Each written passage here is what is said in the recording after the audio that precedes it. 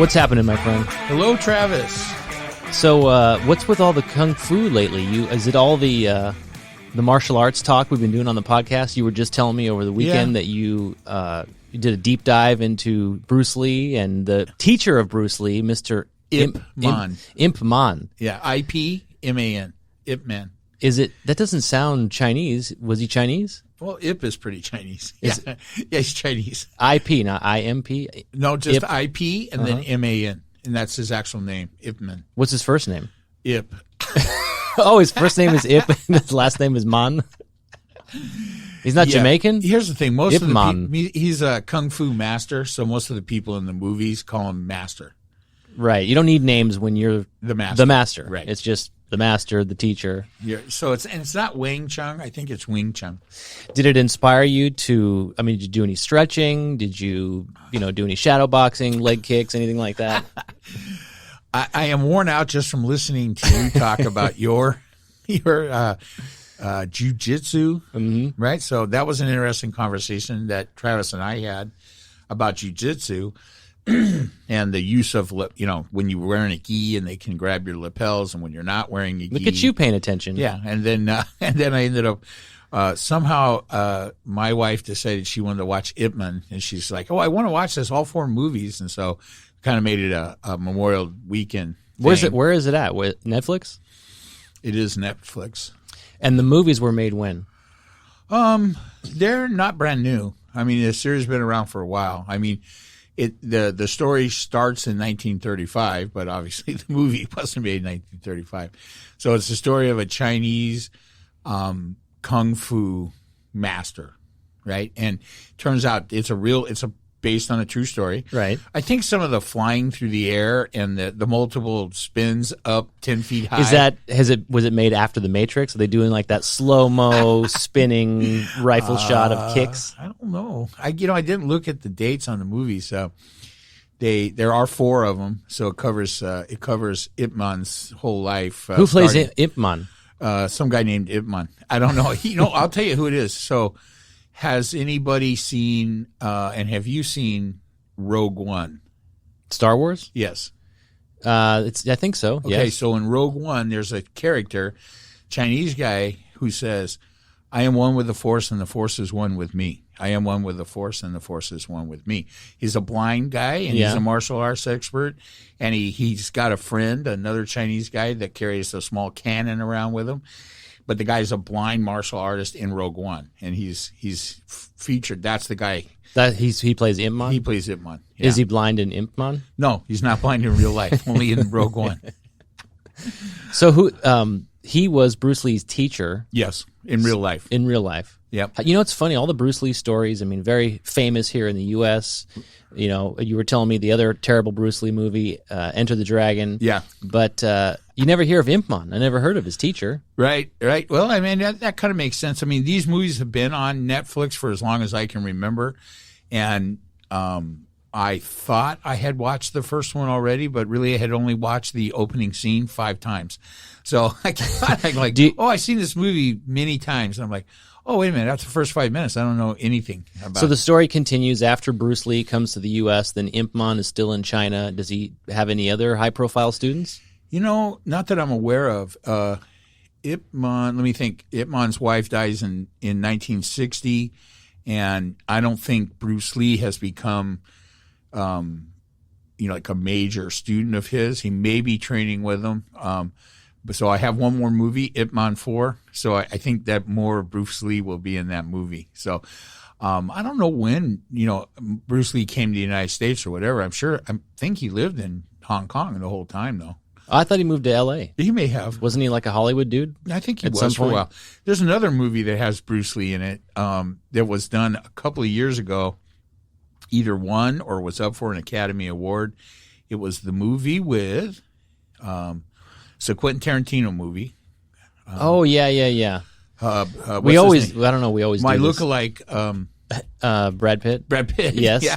And Brad Pitt and what's the kid's name from the Little Pitt? Little Pitt. Oh, that's bad. The guy from the boat movie. Well, we do this all the time. I know what you're talking about, but Yeah. we won't remember the name until somebody Right, so- hears this and tells us. So Bruce But the Lee Lee actually- family was pissed off about that, right? Right, I think so, because I don't think they got their permission. So it's just a Quentin Tarantino made up encounter with Bruce Lee on a movie lot that probably never But was happened. it that they didn't get, he didn't get their permission, or that he made Bruce Lee come out in a bad light? I thought it was. I he think it's kinda the bad looked- light. Yeah, he looked kind of wimpy, and he wasn't as tough as Right. And he kind of sucker punched Brad Pitt. because he was legitimate martial arts guy. Here's the saddest thing for me about that whole thing, that whole movie, the one with that the Bruce Lee character makes an appearance in. He drop kicks Brad Pitt, who flies through the air and crashes into the side of a 1966 Lincoln Continental. Those gorgeous, flat, big panel doors, one of which is Suicide a suicide doors? door. Yep. And he fucks up the doors. And I'm just like, nothing. This entire movie wasn't worth fucking up one Lincoln Continental. Are you sure it's not like movies with animals and it says no animals were harmed in filming this production? no Was it Lincolns. like CGI? Was it a don't know. fake suicide door? Maybe. I hope they fixed it because it was a really nice Lincoln Continental. Bruce Lee was a small dude, wasn't he? Like a little dainty guy. He's very skinny. I mean, I was surprised in Enter the Dragon how lean he was. I guess is really the right word. He spent a fair amount of time with no shirt on, so Wouldn't you? it looked fake. If I was him, I would. Yeah, I think he was like 135 pounds. Yeah, I mean it was, and the acting was tremendous, man. The sounds he makes, the faces he makes while he's grinding his heel in a death grind into somebody's head or something, and just the noises he makes, the faces he makes. Don't you think that all helped kind of, well, certainly Bruce Lee become a star here in the United States, but also for the interest in martial arts? People saw those weird faces and those noises. They're like, fuck, I want to do that. You know, as far as I know, Bruce Lee was the big catalyst for martial arts. I think so. In the Western world. Right. So, Do you think, given Bruce Lee's daintiness, but also his martial arts history, do you think you could take him? absolutely not. No. I'm not sure I could beat the dead Bruce Lee. The skeleton Bruce If Lee? you brought him back, I'm pretty sure he'd take me. He seemed very lethal, in real life. I mean, in the movies, I mean, it looked like what he was doing was real. So How many movies did that guy do? I don't know. I think I saw something called Five Fingers of Death, or unless that was a porno. I'm not sure. Well, it's. I think we talked about this. I don't even know if we made it on the podcast, but we were talking about some of these crazy titles of movies and things that we watched. But you remember the one I told you? This was many years ago, and no bullshit, an actual movie title. I was scrolling through the TV. Yeah. I was on DirecTV, so I don't know if it was HBO or whatever channel. And I swear to God, there was a title of a show called "Ticked Off Trannies with Knives." And I tuned in for a few minutes, and it was like some, not even a B movie, horror movie. It was just some terrible It sounds like nonsense. It sounds like Showtime. It probably was Showtime. Maybe it was even Skinamax. I don't know what time of night it was. There were. But I was probably a lot of vodka at that point too. So I didn't watch it for that long. Yeah, and of course there was the one I told you about, I think in a previous podcast here recently, Tokyo Vampire Hotel, 10 episodes, first season. It's a winner, folks. If you want to eat some popcorn and watch a vampire movie from Japan, you're going to need to bring down your closed captioning because it's all in Japanese and there's no subtitles. Subtitles are in Chinese, so they don't do you a lot of good. So the closed captioning is just from your TV, right? Yeah. Do you have to zoom that like you do the text on your iPhone? No, asshole. No, I do not. All right, free shot on the ageism. Let's. Speaking of assholeness, your update on your grocery store story. I'm so sad. Yeah, I'm disappointed. Go ahead. No, well, you went back to the grocery store because you were not previously warned that they had redone the lines, the COVID lines, where you had to go back, and then you just freely stormed up to the cash register. And then the manager told you, well, this is the new policy, and you stated that you weren't aware, and they apologized, and they were going to fix it immediately. And Put signs up. Put signs up, and you were going to go back that day to confirm. I did go back 2 days later. It wasn't done. No sign? No sign. The chicken shit manager was not there. She took the day off. Did you ask for the manager? Yes. So I got the assistant manager, who is just as patronizing and full of shit as the original one. And they're still, and I've been back since. Again. Did you buy anything? Yeah, well, I shop there. I got to buy stuff. For now, you shop there until there's a picture out front. Well, we got stock. Oh, you mean until they kick me out? Yeah, until they kick you out and say you're not welcome here. We'll see. I'm the last phase of this that I will report to you guys on is when I do go in there and the manager's there, and I ask her why she just straight-faced lied to me about the signage. Maybe somebody took down the sign. Yeah. Well, I asked the assistant manager, and she said, "Oh, wow, she told you she would get signs the next day." We'd have to get authorization from Indianapolis or something. So it was clear there was never an intention. It's not even it didn't happen the next day or 2 days later. They're just not going to do it. It was a good job of trying to get the grumpy old man out of the store. Exactly. Did they offer you anything like a free stick of butter? I don't know. I don't know why stick of butter makes me laugh, but well, let's move on. No, so that story's over. I'm not going to have too much more trouble with that.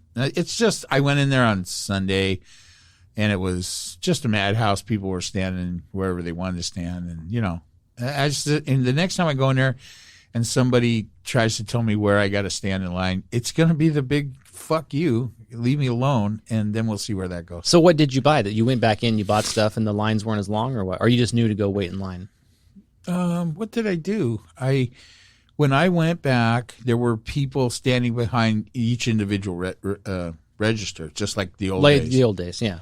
So, I don't know. You mean the common sense way, because none of that bullshit line stuff with COVID ever worked? Well, I went back twice since I had the confrontation with the manager. The first time I went back and it wasn't done, I talked to the assistant manager. Third time was yesterday morning, and I just didn't feel like getting into it with anybody. So I just went in there. They're all over the place. So just mentally confirming. So the next time I see them, I say, hey, again, I've been here 3 or 4 times, whatever it is, since I talked to you, and it's been different in here every time.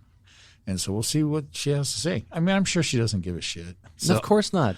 Whatever. You think how many complaining customers do you think they get? I was in the store yesterday, actually, and went in early morning. I was probably there about 8 o'clock, and there was one register open, but that was fine because there was one lady in front of me that hadn't yet turned on the self-check section, but the lady in front of me had a full cart, and she couldn't yet start putting her cart on the belt because the lady in front of her, she was a Karen. She was yelling about something. Stay away from me. I don't even know what it was. I think it was over coupons or something, but she got, I think, 2 other managers involved, and she just wouldn't leave, and she was screaming, and she was entitled, and she was saying all kinds of bullshit. It's like, just get the fuck out of here and die. Is that Mission Viejo or something? Yeah, Mission Viejo.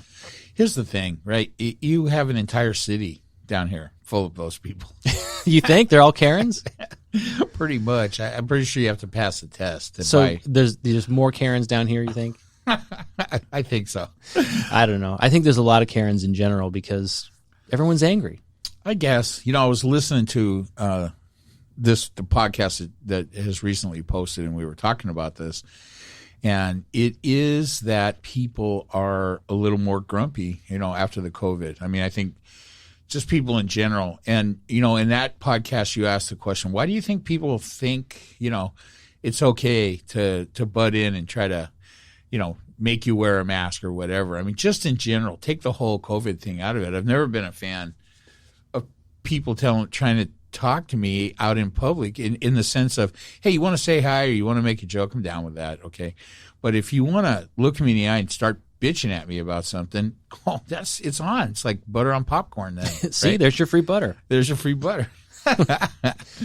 So never been a fan of that. I think, I don't know, it's things are reopening. There's a clear delineation of red states and blue states. I was going to bring up your favorite, states in the South. There's shit happening in Texas. There's shit happening in Florida. You have those 2 governors in particular are quite often in the news. Do they cover them on your in your sector? Yes, they do. They do extensively. So here's what I do know. Didn't watch a lot of news this weekend, or I had family stuff going on and stuff. So I saw that Governor Abbott in Texas, their voter suppression legislation was stopped at the last minute at the 11th hour.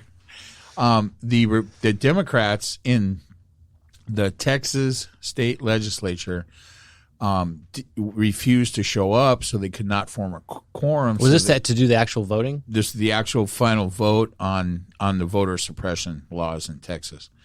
You say laws, plural. Yeah, they have more than one law. Were they going to vote as a package on all of them? Yeah. And so that's been stopped at call it the 11th hour. Do you know much about the Texas? I was going to bring this up too. Do you know much about the Texas, the structure of their government? Do they have a Senate and an assembly, and like we do in California? It's a kangaroo court headed up by the Texas Rangers, as far as I know. Because it's all everything we've been talking about is it's assumed, it's a foregone conclusion that these quote unquote voter suppression laws are a done deal by all the red states. And there's what's the number? 200 and something. Well, there's 200 some odd various laws spread out over 47 state legislatures. Who has the record? Do you know? I don't know. Of the state that has I don't the know. majority of the laws. Texas probably. It's something like 14 states or something I saw today have actually passed their voter suppression laws. Okay. So the Texas legislature, whatever, they show up to vote. It's the actual vote. And rather than voting it down, I guess because the Democrats there are outnumbered, they do a walkout, right, which effectively means it can't go forward. No quorum, so they can't conduct any business. And right. then the governor there, he threatens to, I think I read that he was not going to advance the budget, therefore nobody's going to get paid. Is that right? That's really not, you think, oh yeah, that's because those people are all there just for the money. Because some of them make probably so much are. money. Yeah. Well, it's just all bullshit, Yeah. So what happens now? You have a stalemate, which is interesting because on the federal level, what's the net effect if you do that? Well, nothing, right? Let's talk federal. I mean, I don't know that there are any significant elections that any of these laws that have passed or in the queue to pass or whatever. I don't think there's an election coming up of any significance. There may be some special elections or something, but it's 2022, so there's some time. One of two bills on the federal level, HR 1 or HR 4, are gonna go forward as far as voting rights.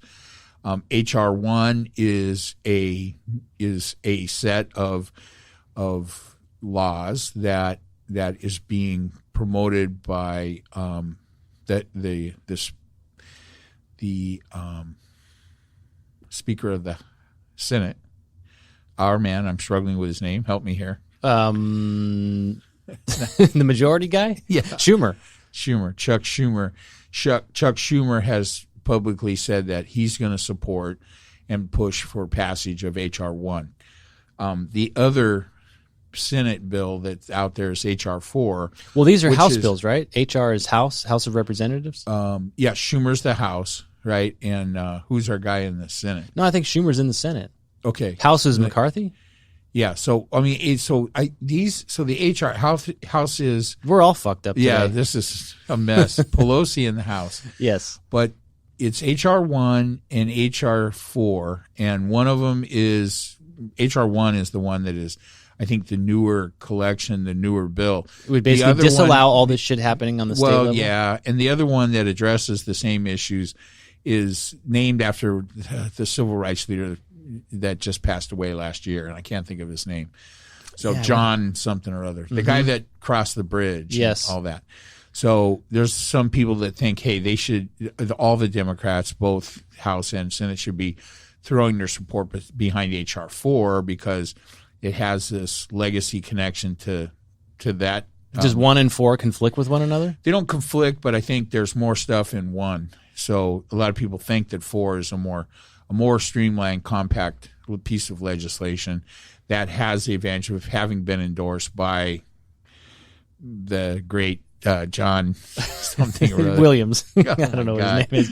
I know who you're talking about. So I'm prepared. So anyway, I don't think that's all hashed out completely, but my guess is that but here's the thing, right? You've got several other big lift legislation that probably needs to get settled first. So I don't think we're going to see any movement in the U.S. Congress, either house, before July. So between now and July, I think the hope is that, several other pending pieces of legislation get settled, like infrastructure and so on and so forth. H.R. 1, the For the People Act, is a bill in the United States Congress to expand voting rights, change campaign finance laws to reduce the influence of money in politics, limit partisan gerrymandering, and create new ethics rules for federal office holders. That's a good. How fast can you pull up an explanation of H.R. 4? Well, as quickly as I can delete 1 and change it to a 4. Might be good to bring that up too, see if they. H.R. 4, this bill establishes new criteria for determining which states and political subdivisions must obtain pre-clearance before changes to voting practices in roll call votes. So I think basically replaces the Voting Rights Act that had been sunset last year. So essentially that, if I read it correctly, H.R. 4 is the one that's speaking to that would preclude all these states from doing their own individual. It would put these southern states that were subjected to pre-approval to make any changes to their election laws after Jim Crow. But doesn't this really speak to what I was getting at? Every time we talk about voting in this country, every time we get into the details about all of these bills in particular, what's done right, what's done wrong, what needs to change, what doesn't need to change, what needs to be left alone, and the bottom line is, the way I'm reading it is the House bill now is being drafted as a result of some of the action that these states are taking, right? If they hadn't done that, call it voter suppression, call it whatever, call it trying to win, call it redistricting, all the things that are in these various laws. If they hadn't done that, Georgia was the first high-profile case. Would H.R. 4 even exist? Probably not. Well, but I always say it should just be the same everywhere. Just make it easy. This is one country, one United States for now, and just have the voting the same. Well, we had the Voting Rights Act that put several Jim Crow southern states, several southern states under that at the end of Jim Crow under federal clearance requirements for any changes to their voting laws. That would have been fine to leave that. Nobody thought any of that needed to be changes. So then the Trump administration and his corrupt cronies and the Mitch McConnell Senate took it down, right? Took it away. So then we watched as every one of the states that was involved in the Voting Rights Act to go back to their abusive Jim Crow-like voter suppression policies. And so, hey, what a surprise. The Democrats want to bring back the Voting Rights Act, and that's the one they call H.R. 4. I think that the H.R. 1 is all of that plus limitations on campaign spending and some of that stuff. And so, yeah, that's why Schumer likes that one, because that's going to be known as his bill, and the other one was actually put forth and endorsed by the now passed away famous civil rights lawyer whose name we cannot remember. So I'm gonna come in with the early in this podcast and go right to solutionary. Okay, go. What do you think about as far as policy? Because we talk a lot about administrations changing things every time there's an election. You mentioned the Voting Rights Act being canceled by the Trump administration. What about as a form of policy making that bills or acts or whatever, they ultimately have a sunset provision? So you don't have to kill it. It dies on its own unless it's reinstated. Which is what happened with the Voting Rights Act. Is that what it was? They allowed it to sunset. How many times before that had it been renewed? Do you know? I don't know. Quite a few. It had been in since the late 50s, I think. So do you know how many years was tied to each sunset renewal? I don't. So my guess is 10 years, though. So Trump and the administration didn't necessarily kill it; they just let it die. They let it die. McConnell let it die. And this would have to be done. It would have been the Senate would have had to vote to re-up it, renew it, which every previous Senate had done, understanding that you can't trust those southern states. Okay? If we can't trust the southern states, then why doesn't the rest of the country want to get rid of them or let them leave? John Lewis, is that his name? John Lewis. Okay, yeah. John Lewis is he's the civil rights guy that to something Pettus Bridge. He led the march over that bridge, and then the Voting Rights Act came into effect. And so shortly before he died last year, he watched them let the Voting Rights Act sunset, and then he put forth HR4. Right, and so we'll see. I think I'd be happy if either one of them go through, because we're already seeing that these states that were formerly under clearance requirements to the Justice Department before they made changes can't be trusted. Do you know much about? Let us out. We don't need that anymore. And then the first thing the motherfuckers do is prove to us that we need it. Do you know much about how that process worked? In other words, is it just, do you have to write down what you plan on doing, and does it need to be approved, or you just have to approved by the Justice disclose Department. What you're going to do? Yeah, you have to disclose. So if you want to make some kind of voting law change, you had to get it approved. Do you know much about the approval process? Mm-hmm. Is there a body? Is there an executive Justice decision? Department. Within the Justice Department, there's a committee or something? Well, I mean, there's a civil rights wing of the Justice Department. There has been for quite a long time. So, literally, we've talked about this. Not every state allows for mail-in voting. If you wanted to do that, you'd have to get that approved through the Justice Department? I don't know. Yeah, I don't know. I think that my guess is it was specific to any type of legislation that would be perceived as causing voter suppression. So I don't think adding mail-in votes to the situation would have required clearance, to be honest with you. I mean, it's just so wild to me that when you see examples like this, all the chaos around this country, just make it fucking easy. Just make it easy and just make it uniform. Yeah, well, I mean, listen, Chairman Mao, uniform is not always the thing you need. I mean, I've said before, I get the point that it would be easier to talk about, voting rights laws in this country if it wasn't so complicated. But one of the things that makes our elections relatively secure from outside interference are the differences, that everything isn't done at one central location, right? You've used that argument before. Well, it's the truth. I struggle with that only because one of the things that has been on my mind a lot.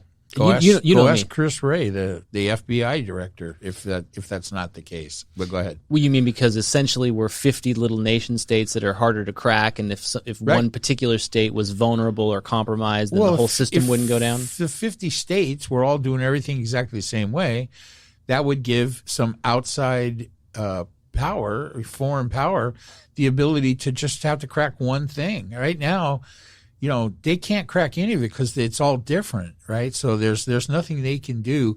They can fuck up the election in Maine, maybe, but there's no evidence that they ever have. And that's because it's not – some of the things are kind of, hack-proof, right? You got paper ballots and stuff. There's no way that you can come in – and with a computer access or something and fuck up paper ballots. They're counting them. Yeah, but doesn't that speak to the premise? Like, you always made that argument, when this issue came up this year, that it never has been a problem. There's never been a history in this country of voter fraud. Good. Let me get my statistic out. Go ahead.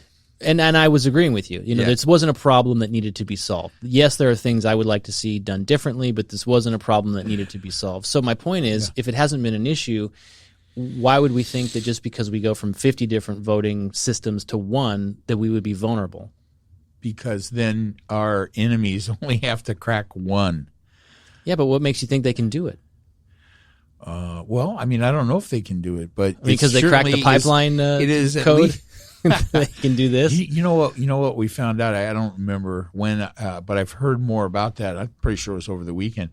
It turns out that the security so in the Southeast corridor, there's a major oil delivery pipeline, and it supplies oil to be processed into gasoline, heating oil, rocket fuel, jet fuel, all kinds of things, all along the East Coast, right? And 2 weeks ago, it was hacked, and all of the computer control files were locked, encrypted, and they demanded $5 million in Bitcoin, right? The hackers. So this is a ransom hacking, right? The last I heard, that evidently they paid them $5 million in Bitcoin, and they turned everything back on. Okay, so let's assume that all happened. Here's what I heard since then. Their security setup on the computer access to that doesn't rival, your basic department store, right? So you have one of the most important energy pipelines in the country, and there's no fucking security on it. Yeah, like the internet was like, free pipeline internet, and the password was password. Yeah. 1, 2, 3, 4. Yeah, it came it came bundled with Verizon. So yeah, it was a brand new password when you got their account, and they didn't change it. Yeah, so I mean, what can you say about that? I mean, unfortunately, been through some personal experience with where I work with issues with ransomware, and it's ugly. It's an ugly, frightening thing. Nationwide, we've seen the perpetrators of this, and it's probably the same basic group of people that have this ransomware stuff and know how to use it. And they have moved on from trying to choke a few $1,000s out of a small company to and that move there with the pipeline, that's just $5 million. That doesn't cover their, especially Bitcoin, because then it tanked and it was only worth 2.5. Well, I think that's the beauty part of that, right? So, but here's the thing, right? They've moved on to things like hospital systems and healthcare systems, and it'll be the grid next, and entire municipalities and things like that. So, but think about that. I mean, it's certainly plausible to assume that anything that's tied to electrical infrastructure, the internet or whatever, could be hacked. But what if you had, mail-in, old-fashioned paper ballots across the entire country, and all the things as far as... It's going to be hard to hack. It'd be hard to hack, right? So I don't know. I mean, the reason I brought that up is what I've been thinking about a lot is, what are the things that unite us as a country? And let's not forget, I'm the guy that says this country's too big, that we're too fragmented, we have too many people, too many ideas, and how do you govern that effectively if you're going to embrace, all this diversity and culture and everything, and be pro-immigration and innovation and all that stuff?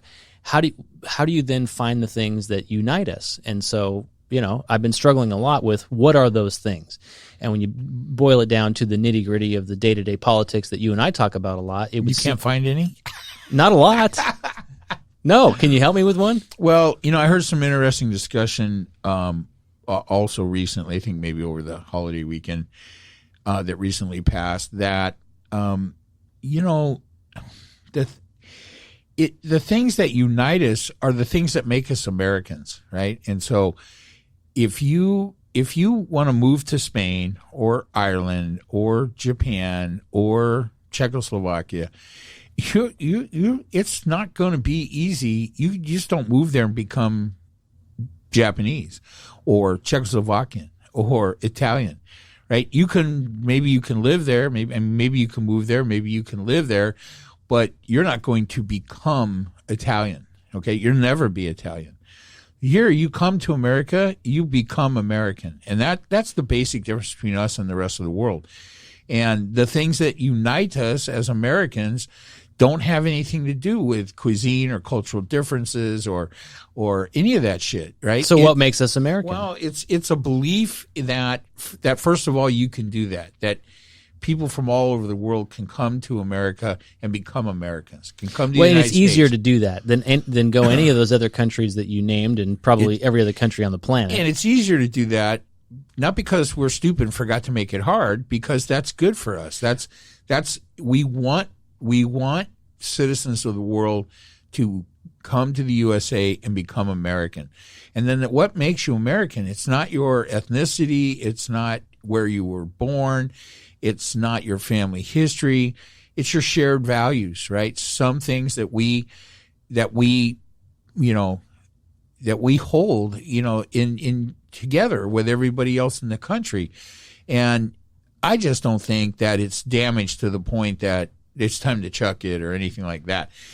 We definitely want to be vigilant and make sure that we continue to guard against things that are anti-democratic and forces, groups, policies. Maybe politics, that's what it is. Maybe right? what makes us American is this idea of democracy, because I think it is easier to come here to this country than it is to go to other countries, and not just the actual immigration part and the to do it right and the application process and the money and all that. But I mean, the fact that when you're here, you can just be who you are from wherever you are. You don't have to learn a language or the language, quote unquote, or you can be wherever you are from and be that person here. And what makes you American is the idea of democracy, right? And capitalism. Well, let's hope so. But that's on the chopping block. Not everybody has to be a capitalist, but.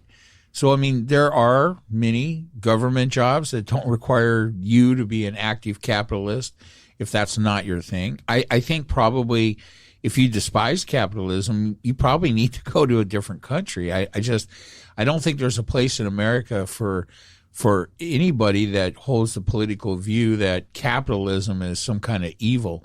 It is a type of economic policy, and in combination with democracy and forbearance and a common goal and common values, we're seeing it be very successful here. We have the strongest economy in the world. No one at this point, not even China, comes close to us. For now.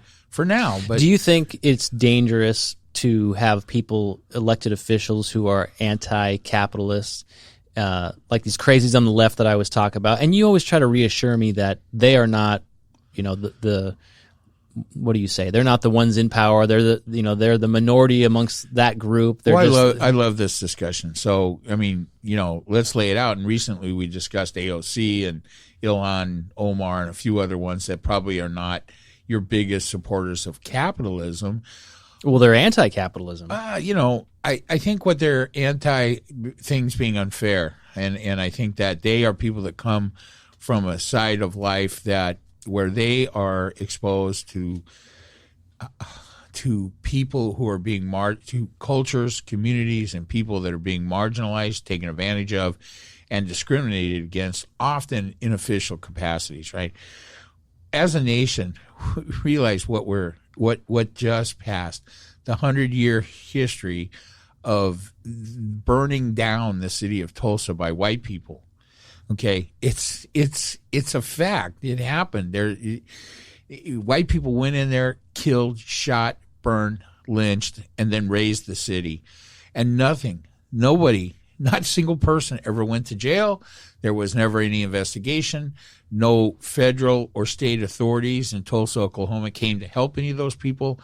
Nobody. What year was this? Like 1920? It was 100 years ago, 1921. And nobody ever did anything. Was this a state-sanctioned thing? I mean, was it KKK? I don't think so. I mean, was it KKK? I don't know. There were some events, I think, that led up to it. Isn't the whole reason why those guys were in hoods is because there were elected officials and people, in power, in government, that were part of the Klan that, of course, didn't want people to know that? Back in the day, I mean, I don't think it's particular to people in government one way or the other. I mean, the imagery of the KKK was designed to strike fear into the hearts of lesser educated members of our society, i.e.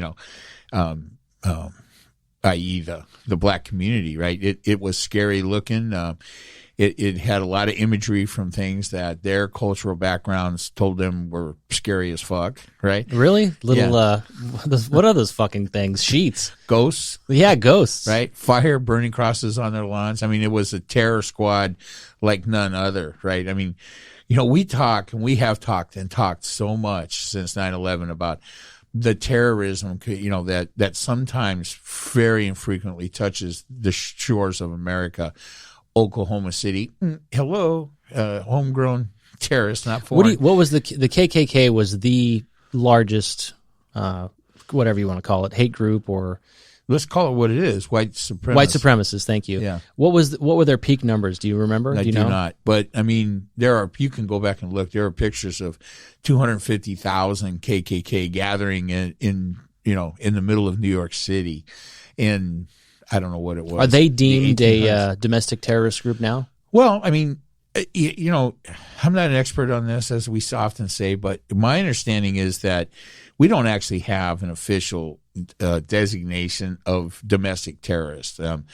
We have international terrorists, we have Islamic terrorists, but we have people on the lists. I don't know if any of them are called domestic terrorists, aren't they? So, what was a recent example of a group being, well, like these the Proud Boys, the Proud Boys, and the people going to the January 6th, party and the insurrection and all that. No. They've been added to this supposed list of domestic terrorists, but if we don't have a definition for what it is, I don't think there is an official list. I mean, libertarians, that's right. Yeah, this list would have to be something at the FBI would be the place, and I'm just going to go out on a limb and say, I mean, I think Christopher Wray has made it clear. He's the director of the FBI, the Trump-appointed director of the FBI. I think he's made it quite clear that the FBI considers domestic terrorists the biggest, the number one threat, bigger than any foreign threat, bigger than China, bigger than Russia, bigger than any of that stuff, Islam. It's the domestic, it's the homegrown terrorists that we need to be the most afraid of. So I think there's going to be an official designation as domestic terrorist. And I think initially every goddamn, in militia group is going to go right into it. And I disagree with that, by the way, not to diminish any of the arguments about how dangerous domestic terrorism can be. Well, let me get this straight. You're about to go out and defend the Proud Boys. No, not at all. I'm just, what I was going to disagree with is that it's the number one problem. I still think, places like China and Russia, I mean, this whole Israel thing, right? One wrong statement from the Biden administration, picking the wrong side, could escalate a war over there. Or China trying to get to Mars now, and then no more Hebrew national. I mean, right? Think of the consequences. The most important things. You'll have to. I mean, look, bad news for you. It's not Hebrew national at Costco anymore. The hot dogs are actually made by Kirkland.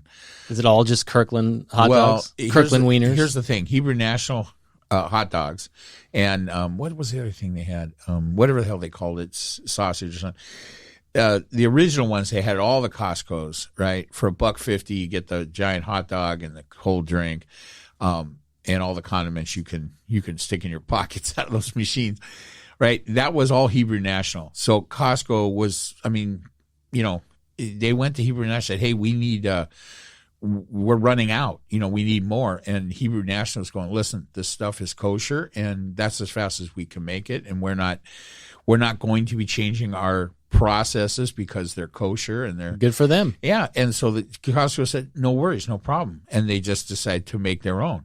So Costco makes their own hot dogs and stuff, which I think are fabulous.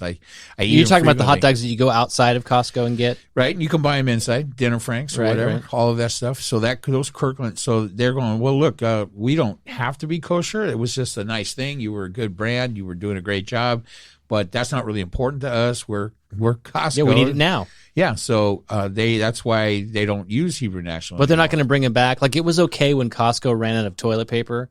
But, and then we brought the toilet paper back, and now we've run out of Hebrew Nationals, and we're not going to bring them back? I don't think we've actually run out yet. Well, we did run out. You can buy Hebrew National in Costco. You just can't. They don't have them at the snack bar anymore, right? So the whole snack bar there is a lost leader, right? Costco doesn't actually make any money on any of the products that they have in the warehouse. All of their profitability comes from their membership dues, all of it. I don't think I've read that just report. Read that. Yeah. I know that they have a really streamlined business model as far as how they do their pricing. It's something like, 15% over cost? I doubt it. You don't even think it's that high? I mean, listen, I can tell you right now, the chicken, the whole roasted chicken for $6 or $7, that's below cost. Yeah, I remember in the old days of Costco when they would sell things kind of like warehouse style. I mean, you get a giant tub of ketchup times 2, and that's how you would save in your bulk. And then they started packaging it in normal sizes, but just bundling it in 2s and 3s. Well, here's the thing. Costco is, I mean, the store is the warehouse. So right. There's a huge savings there, right? And then if you want even bigger versions of this shit, you can get at Costco. Find a Costco business center and go there. There you can buy a 5-gallon tub of soy sauce instead of 4 bottles of soy sauce wrapped together in a bundle. So that's like old school Costco. Like if I needed a 55-gallon drum of mayonnaise, go there, they would have it. Look in the freezer there, where you find the hot dogs and the frozen different things, right? In the Costco Business Center, there's a fucking goat in the freezer. The whole thing. The whole goat? Yeah, hanging upside down in the freezer. Oh, got goats over here. Goats over here in this freezer. And that's cool. Goats in one. So did you get any goat shavings? Yeah. Oh, it's awesome. So, and they have the big, the big versions of everything. Yeah, that's awesome. So, I don't know how we got there. Hebrew National, Israel. Yeah. What do you make of, I don't know why I always say this, why I bring up Ted Cruz, but he's just always in the news, and now he's in Israel sharing photos of, bombings and it's like, he's basically trying to urge Biden to take a stronger stance to support our... Is he? Well, I don't know. That's what he's saying publicly. You disagree? Here. Ted Cruz. I'm going to read just a short quote from Ted Cruz. Okay. No clip. I'm just going to give you my impersonation. So imagine... Are you going to do an accent? Well, he doesn't really have an accent, right? It's like an affect, I guess. I don't know what it is. Speech impediment. But imagine that the voice you're about to hear is coming out of the face of a rat-ass bastard. Okay? All right. I am not in the habit of supporting people who attack my wife and attack my father publicly. That would reduce me to nothing more than a bootlicking sycophant with no pride and no spine. Ted Cruz, 2018, about Donald Trump. Yeah, well, so... Well, I mean, that says everything. Nobody listening to this or anywhere else on the fucking planet needs to know anything else about Ted Cruz. So you're saying he's two-faced? He's a politician. They all are. Oh, yeah. I don't do moral equivalencies like that. I know you want to do that and say, well, look, for every Ted Cruz, there's a Democrat. There's a rat-faced. I do love pointing Democrat. that out. I do, because these fucking guys with their virtue signaling and, they just complain all the time. I can't stand that. That was my favorite Ted Cruz quote. I have kind of tried to quote it loosely, over the time. But, he is a bootlicking sycophantic piece of shit. So, you can't say it better than that, right? You can't say it better than how he said it of himself. Yeah, he's funny. He's divisive. He's, he's...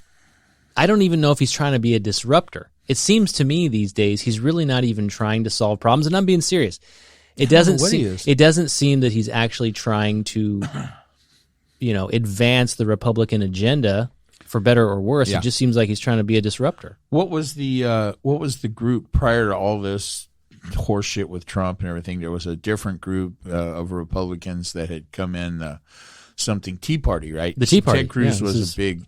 He came in with the Tea Party. He was a Newt Gingrich disciple, came in with the Tea Party. And when the Tea Party kind of left, he stayed behind. So now he grew a beard. I think he was trying to disguise himself. But I'm not sure. The beard is this thing that fat guys do when they have the gullet, and they shave the beard in to give themselves a neckline. I hear you. It doesn't really work. I hear you. Trust me, every time I shave, I think about starting to grow hair under my chin. Who has the worst? It's like a chin strap, right? Yeah. You know who has the worst one is who's the Star Wars guy who sold? The guy who created Star Wars. Yeah. What's his name? George Lucas. George Lucas. Yeah. That thing's fucking terrible. I saw him recently. Yeah, too. look it up, people. It's that is the worst one, and it's so thin. Like the way you're supposed to grow a beard is kind of, a little bit natural, come down your neckline a little bit. Maybe don't even shave the bottom at all. Right. But when you shave that strap in, and when you have, he has a fucking gullet, it's hideous. And we're talking about Ted Cruz? Well, George Lucas, he has the ultimate gullet. Yeah. But Cruz is doing the same thing. Well, who has the ultimate gullet in politics? Well, your favorite, Turtle Man, whatever his name is. There you go. That guy, man, I would get some but at least, turtlenecks. At least he doesn't shave in a beard, Oh, no, the guy is just, ugh. He has that old man neck. A lot of these old guys who you wear a suit and tie, and it pinches your neck and it gets all wrinkly. And you wear it anyway. It looks almost like ball skin up here. You know what I'm saying? To all of our female listeners, I'd like to apologize. But there was another thing about Trump. I saw a quote from him, which is kind of rare because he doesn't really have a platform to quote anything. Right. But he said that he believes he's going to be reinstated by August. I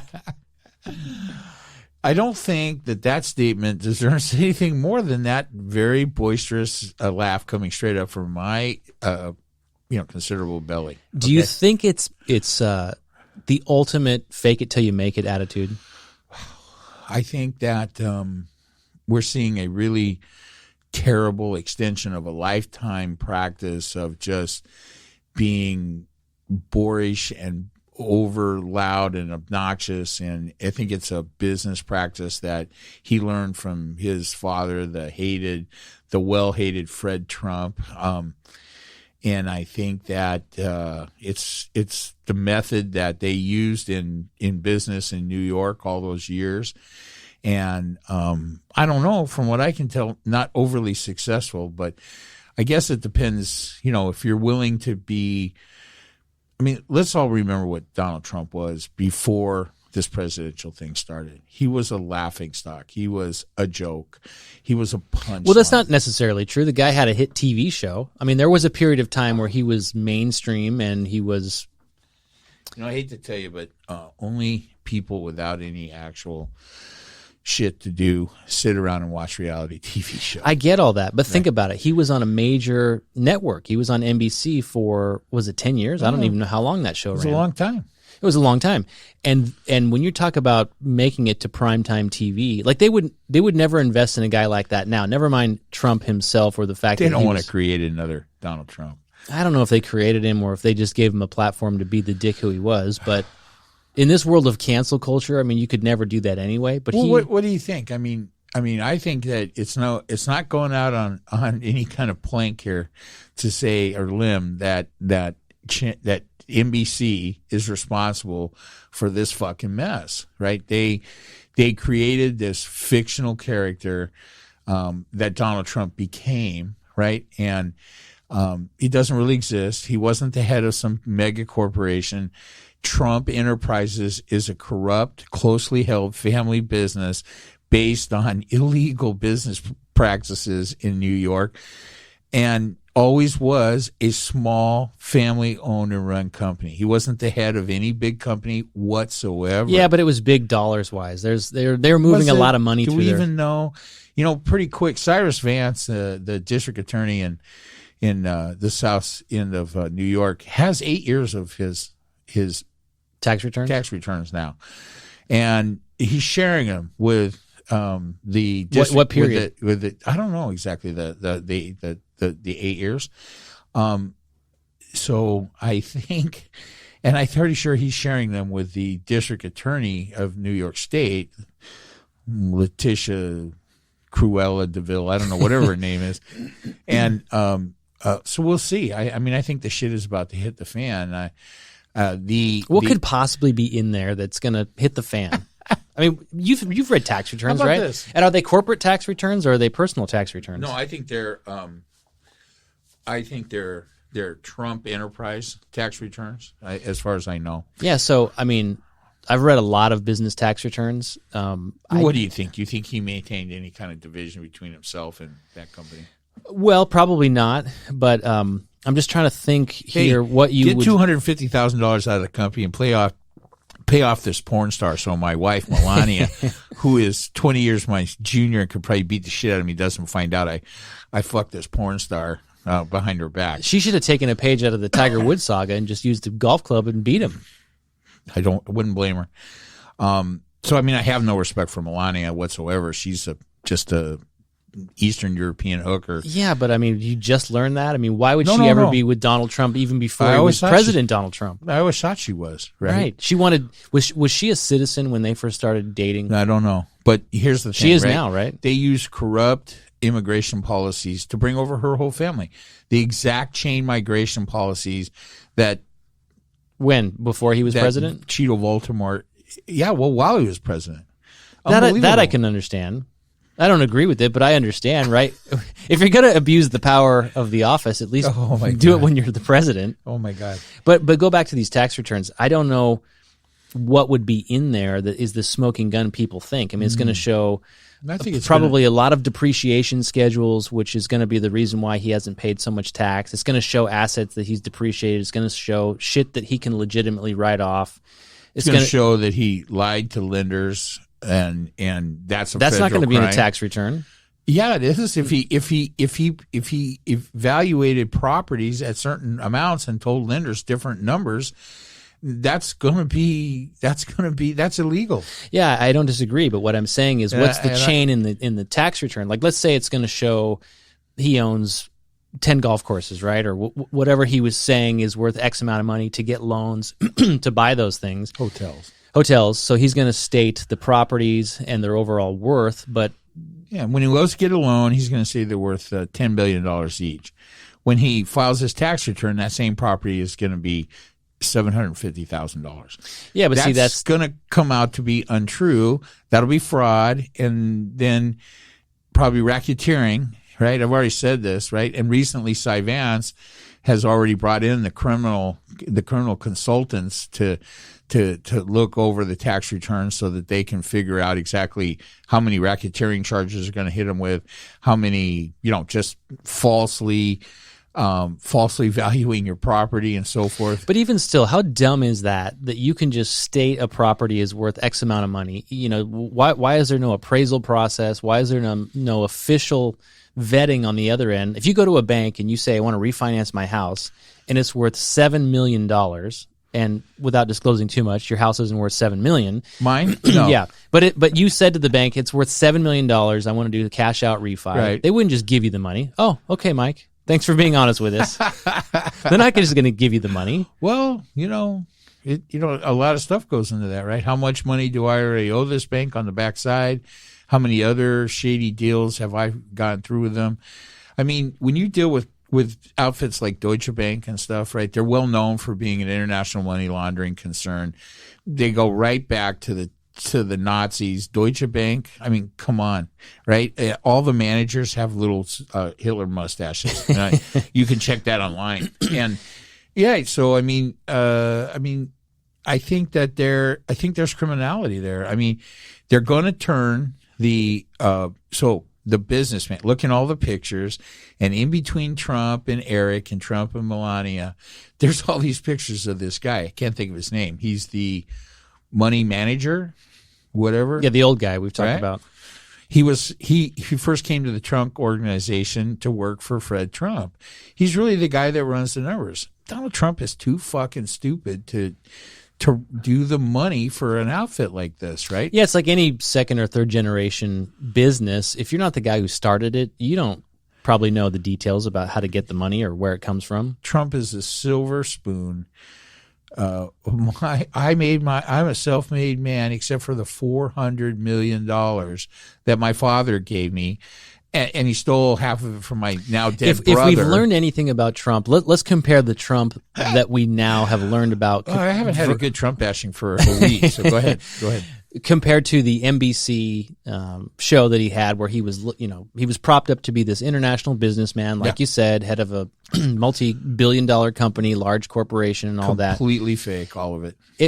Yes, it is, in the sense that it's a house of cards. I mean, he does have those properties, he does have those buildings, but he's upside down in everything. Right. We know his business practices. I mean, he bankrupted himself, 2 or 3 times. The whole Atlantic City casino deal, I think he did the same thing. Didn't he have a casino here in Palm Springs for a while? Yeah, Trump 29. What happened to that thing? It's called Spotlight 29 now. Yeah, it's probably had 2 or 3 other owners since Trump in now. Well, I'm pretty sure someone of American Indian descent now, Native American now owns that. But his whole thing casino. was a house of cards. It was the ultimate scam, ultimate pyramid scheme. He was just borrowing money to do the next deal. He was refinancing things. So, I mean, if anything, I think that's the picture that will be told, is that he's not this savvy businessman that actually has some accumulated wealth and some knowledge of how to run successful businesses. So you're not very confident that these investigations are going to result in criminal. Well, no, I'm not saying that. The investigation is certainly more than just a tax return. Yeah. I'm just suspect as to what the smoking gun is going to be in the tax return.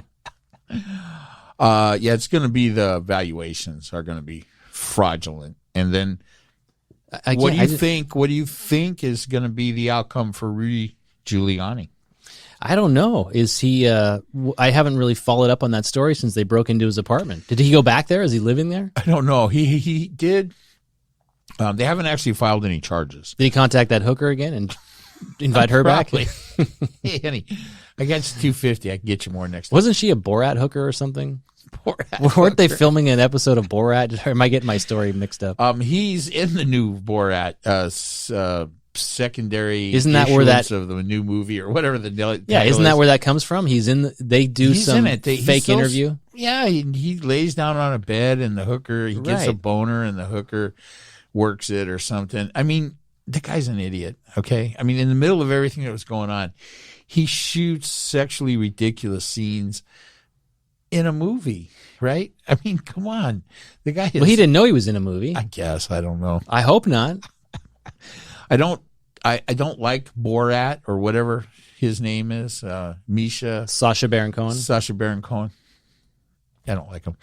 So I don't like his comedy. I don't like his characters. And I'm not watching Borat 1, 2, or 10. Well, I asked you before, what can Democrats laugh about? And apparently it's not Borat. Not Borat. Yeah, not Borat. Just to be a moron to think that's funny.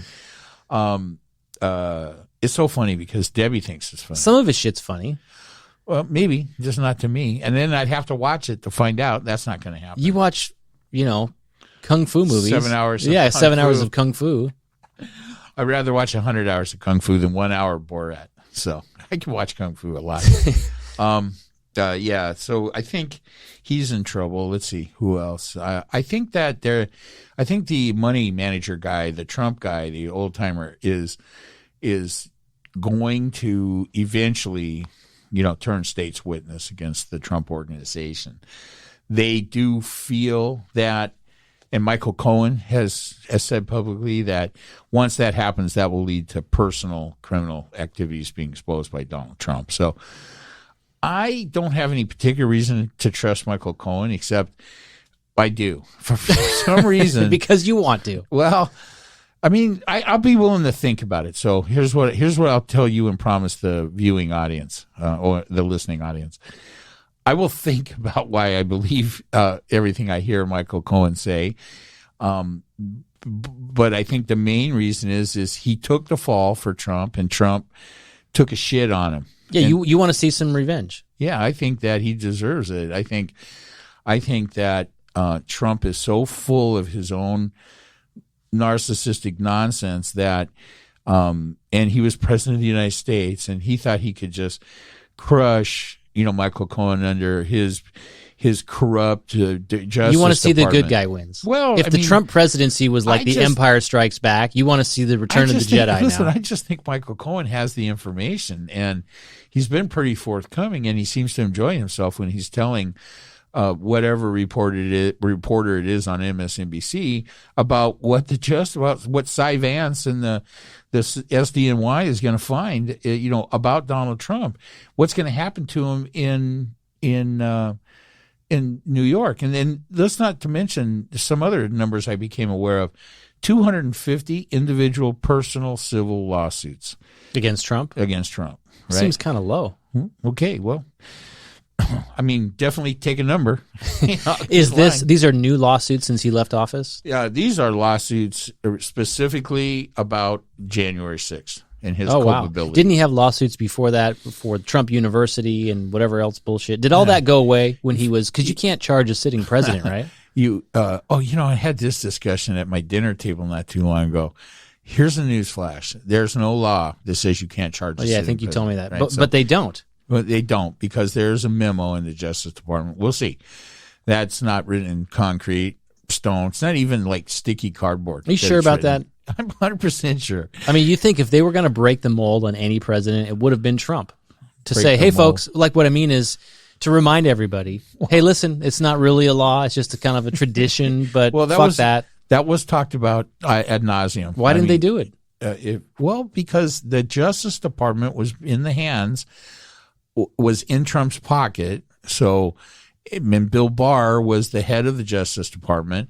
So why would they? That's the only thing that has kept Trump out of prison. Yeah, but he's been gone now for several months. That just boils my blood. And they're working night and day in SDNY. Well, how much put him in prison? I guess, but like I always said, this whole sham impeachment was like, don't fucking impeach a guy who's already fired. Just put him in jail. Well, I mean, and now you say you can do it. What are they waiting for? How good is this team if it takes you 5 or 6 months? What in retrospect, I look back at our discussions regarding both impeachments, and I stand by everything I said. I think I had a clear grip on the whole thing. I think when I say that he should have been convicted both times, and it was a corrupt Senate under Mitch McConnell's oppressive thumb, that is the reason why they didn't convict. It has nothing to do with the evidence. And so, in my opinion, every Republican senator violated their oath of office both times. So, having said that, I don't know what else there is to say about it. Now, do I give a shit anymore? I mean, we got to move on, right? And it's not. I mean, that was a way to bring the truth out, and the truth was brought out. Nothing changes that, whether they convicted him or not. But there are other ways, and there are other things that he may yet, have to pay for, right? And so, if he just shut up and went away, I think they would probably, most likely, they would leave him alone. I don't know. I don't think this New York thing's not going away. I don't think Cy Vance, no, because he plundered New York for 25 years, right? And made fools out of the district attorneys there, right? And his tax evasion and stuff, right? Well, he's not the president anymore. If there's been any tax evasion, they would come after him like a hornet's nest. Well, that's what I've always been saying. So is there actually tax evasion? If he's got tax evasion for 25 years and you can't catch him, was there tax evasion? Well, I mean, they got fucking Al Capone. Jesus Christ. It took a long time, though. Right? Al Capone, but not Al Capone. Who was the one in New York? It was... Yeah, Capone was what, Chicago? Yeah, Gia something or other. Some Italian. Giamatti. So think back. So I've seen some really fascinating documentaries on John Kennedy and Robert Kennedy and Frank Sinatra. Awesome, right? Frank Sinatra actively helped elect John F. Kennedy. John Kennedy, when he was Senator John Kennedy, stayed at Frank Sinatra's house in Palm Springs. No, in Las Vegas. Sorry. And one of those two places. Weren't they sharing whores? Yes, I think so. And they're both dead, we could say. Yeah. So then after that, so then when John Kennedy ran for president, he actively campaigned, for John F. Kennedy, right? And then after he was president, he fully expected John Kennedy to come and stay at his house, right? But his connections with the big New York gangster, I'm going to say Giancarlo or something like that, whoever the hell it was, who they, took them 20 years to make a case. So John Kennedy was like, hey, I don't think I can do that, right? And so Frank was pissed off, right? And so, and then, so what John Kennedy did do was he told Robert Kennedy to lay off the organized crime stuff. And Robert Kennedy, I don't know if it went like this. Sure, John. And then he just went ahead and did it anyway. I'm not exactly sure how that went down.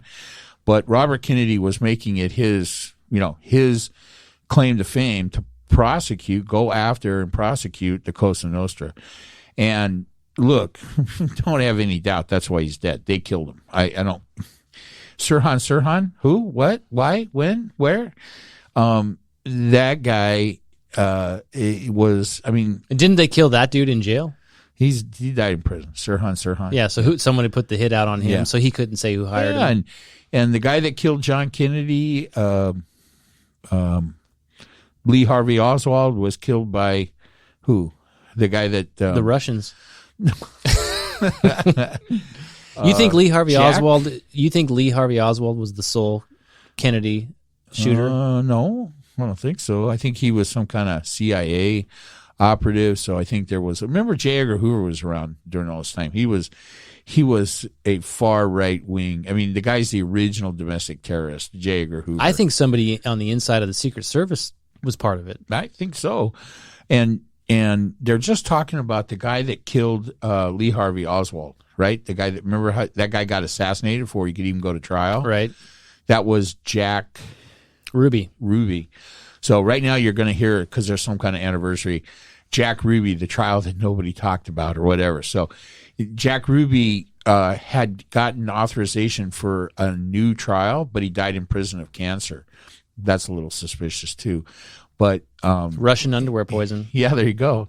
His first defense was insanity. I have what's the thing when the lights make you go crazy and you have a conniption?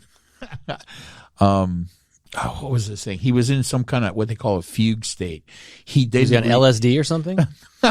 He claimed he had a disease, and epilepsy, and he was in an epileptic fit and he was in a fugue state. He didn't know what he was doing. He doesn't remember killing. Well, can Trump use that defense when this is all said and done? That he had epilepsy and he's in some rogue state and he doesn't know what he did? That'd be fine. That'd be fine with me. Would you let him off? Yeah.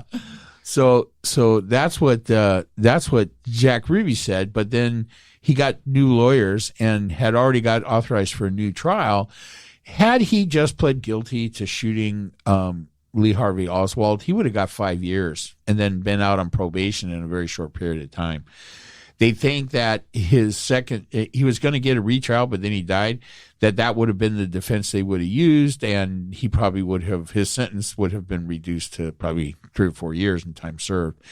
But we'll never know because he's dead. So, I mean, these guys die in prison like crazy. Epstein, just. Is that why? Do you think there's any thinking that the royal prosecutors don't want Trump to end up in jail because he won't survive? I mean, if this guy goes to jail, if it's actually nobody cares if Trump lives or dies. Yeah, I was thinking as before I even finished that sentence. Yeah. But do you think even if he is charged with a crime, if he's convicted of a crime, sentenced to incarceration, he's a former president. They're not going to put him in fucking general population. I mean, so what is it? Racketeering? I mean, nobody's accusing of murder or anything like that yet. So, I mean, what does anybody get for, a first-time conviction on some kind of an ankle bracelet racketeering charge? Can he still go golf? I mean, I think, seize his assets. I could see large fines, right? I could see suspended sentence. I could see a number of things like that. But the best thing would be that would cut his ability to run for president again. I don't think that's really a big deal now, but until he's either dead or in prison or officially because if he's a convicted felon, he can't run? He won't be able to run. But we're giving convicted felons the right to vote back. Well, can't we give Trump the right to run? No. Oh my God, I love talking about these are just, and yeah, it's going to take a while, right? I mean, they're not going to charge him or, the crazy lawyer guy, ex-mayor of New York or whatever he was. They're not going to charge those guys until they have ironclad cases. But typically you have to have a pretty ironclad case to get a search warrant to go do what they did to Giuliani. You would think. Right? He's a lawyer. Lawyers take even another level up. So why haven't we heard anything since then about what they found or where they are in the case? Well, number one, I have answers for these questions. Okay, that's why I'm asking you. I'm not throwing it out there just to be a dick. So number one, there's what do they call it? There's a master involved. And so when you do a search warrant, when you execute a search warrant on a lawyer's house, very often they will take the evidence gleaned from that search warrant won't go to the agency that got the search warrant. It'll go to what they call a master who will go through all of it and make a determination on what is attorney-client privilege and what isn't. So it's not like they just take all that raw shit to the FBI and then all of this attorney-client privilege is blown. So who filters it then? What side are they on? This master. Where are they in the chain? I don't know. I don't have a whole lot of detail on that, but the way I understand it, there are people that serve this function, ex-judges, lawyers. But could I get in on this? Could I serve? You want to be a master? Yeah, let me see what's doing. Well, here's what I suggest. Take your junior attorney designation and call up the Justice Department and see. Offer my services? Do not call your old buddy Bill Barr, though. Call the new guy, okay, and see if you can be the guy. So once they get, I believe that is still ongoing with Giuliani. He has, as of like last week, he has gone to the Justice Department in federal court and asked for 400 devices to be returned to him. Phones. Why does he have 400 devices? Computers, flash drives, phones.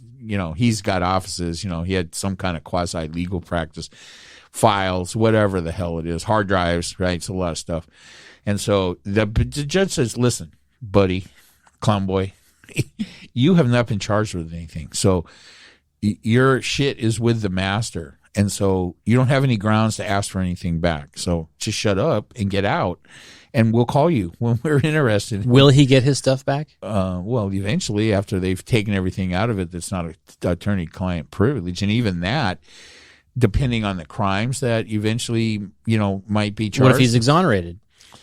Well, if he's exonerated, he's going to get his shit back. The government doesn't want a bunch of surplus, broken down Rudolph Giuliani crap. They might. Right? There's all kinds of government websites that auction shit off. They're all wearing bandanas over their nose and gloves, so they don't have to touch the scum. I mean, this is Giuliani we're talking about, right? The guy is a scummy, sweaty piece of shit. Right? He is sweaty, that's for sure. Remember when his fake hair color was? I'm so sad for him. I mean, I don't know. He's older than I am, but I feel bad for him in that sense. That's the thing with these old guys. You got to stop dyeing your hair. Not you, but just be gray, be balding. When you're bald, react to it. Shave it off. Don't do Make the comb a joke, over. whatever. Yeah, right. Get on with it. I don't care. He's just a sad situation. He's just been a sad thing for a long time, right? He was always a piece of shit. I mean, to be honest with you, he got all hyped up after 9/11. But he was kind of a hero because he was the hero of New York. He didn't have a good reputation. He did too. As a prosecutor. Oh, not as a prosecutor. No, yeah. But the people of New York loved him. They loved him after 9/11. They loved him for two things. They loved each other. What can you say about that? Sorry. Sorry, Anna. They loved him for, how he handled 9/11 and, his reaction to it and bringing people together. And they loved him for removing all the homeless people off the streets.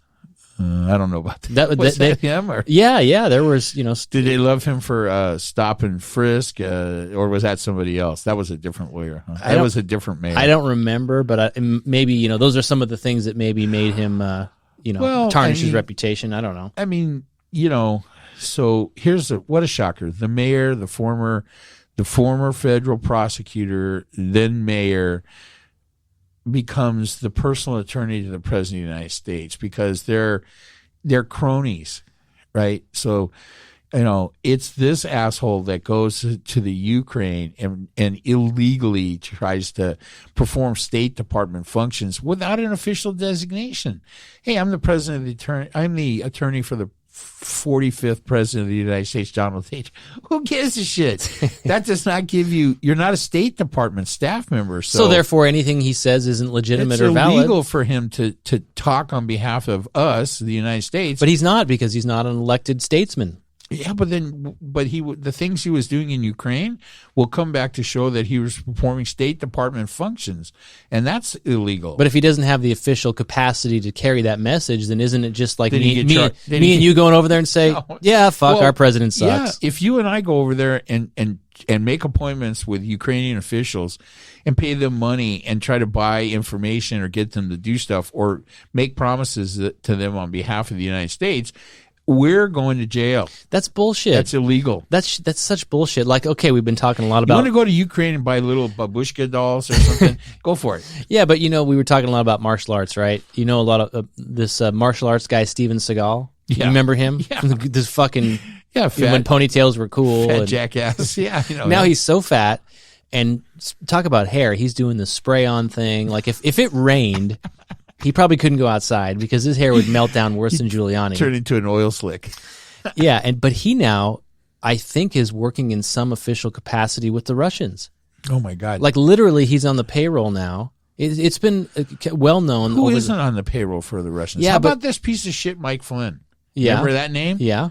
Right? Convicted, sent to prison, worked in bad faith with the most corrupt justice. I mean, how bad do you have to be to work with the most corrupt Justice Department in history? Well, going and then to prison, they turn your ass out. Hey, you're too much of a fucking liar for us. Get out. Yeah, but going to prison doesn't mean shit in this day and age. If you're saying you and I could go to Russia and make some claims about the U.S. and go to prison, and that's what I was saying about the Steven Seagal. They hired him for the sole purpose of improving Russia-U.S. relations. Well, Steven Seagal. Yeah, okay, but what's he going to do? Here's the thing. Given left to their own devices, that's the kind of stupid shit Russia does. Steven Seagal. Whoa, Steven Seagal. Whoa. Hey, here's the thing, right? General Flynn was a fucking general. of the United States military. Yeah. He was like an advisor to the president, and he was on the fucking payroll of Russia. Right? There's a big difference between some broken down fat piece of shit, Steven Seagal, and General Flynn. What I'm saying, traitor. though, if you don't serve in some official capacity, what does it matter what you say?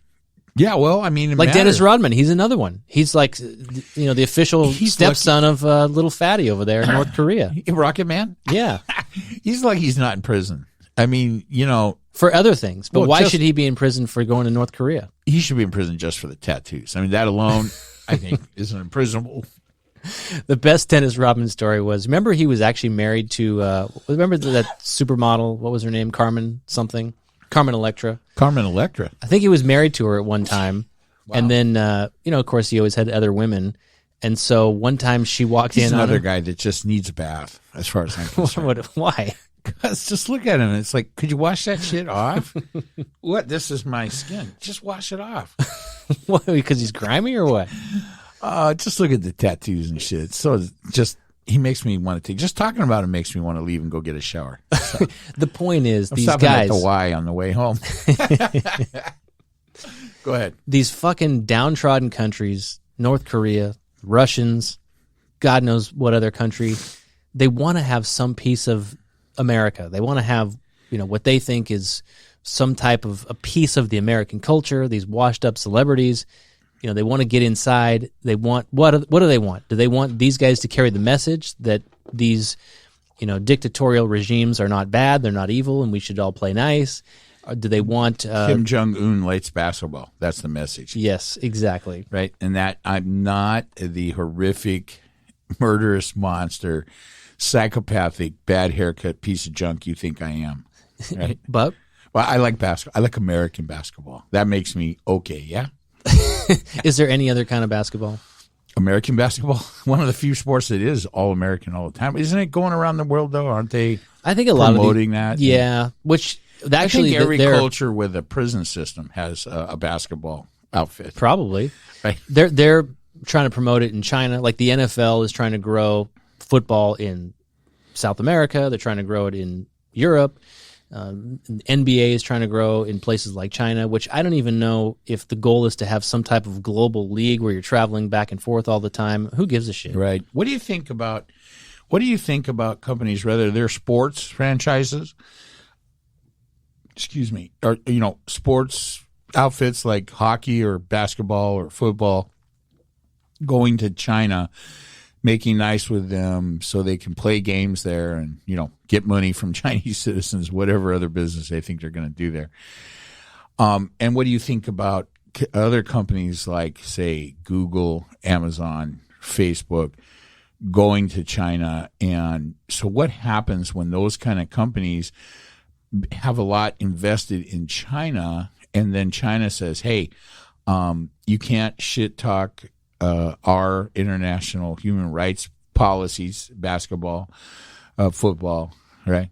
You can't, hey, Google, you can't have those. Here's a list of internet shit we don't want you to provide our people. Take it off, right? Hey, Facebook, here's a list of, groups we don't want you to put on in there. Hey, all of it, right? Hey, Apple. Apple's probably the most incestuous one, right? They're the ones doing the most business there, right?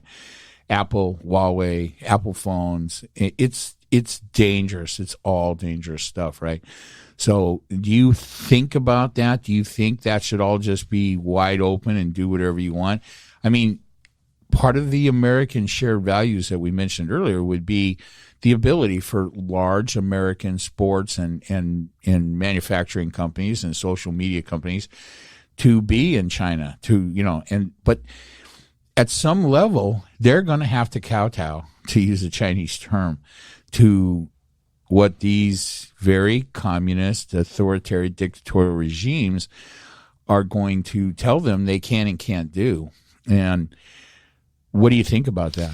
Well, I have no problem on the surface with a sports league or a business doing business with China. I mean, Apple's a good example. Like you said, their devices are actually made in China. Many of them are. Yeah, most of them are. And I think it's a supply chain it's a Faustian supply chain deal in the sense that, hey, you're going to have a hard time making your Apple iPhone for $27 and then charging us $850 for it.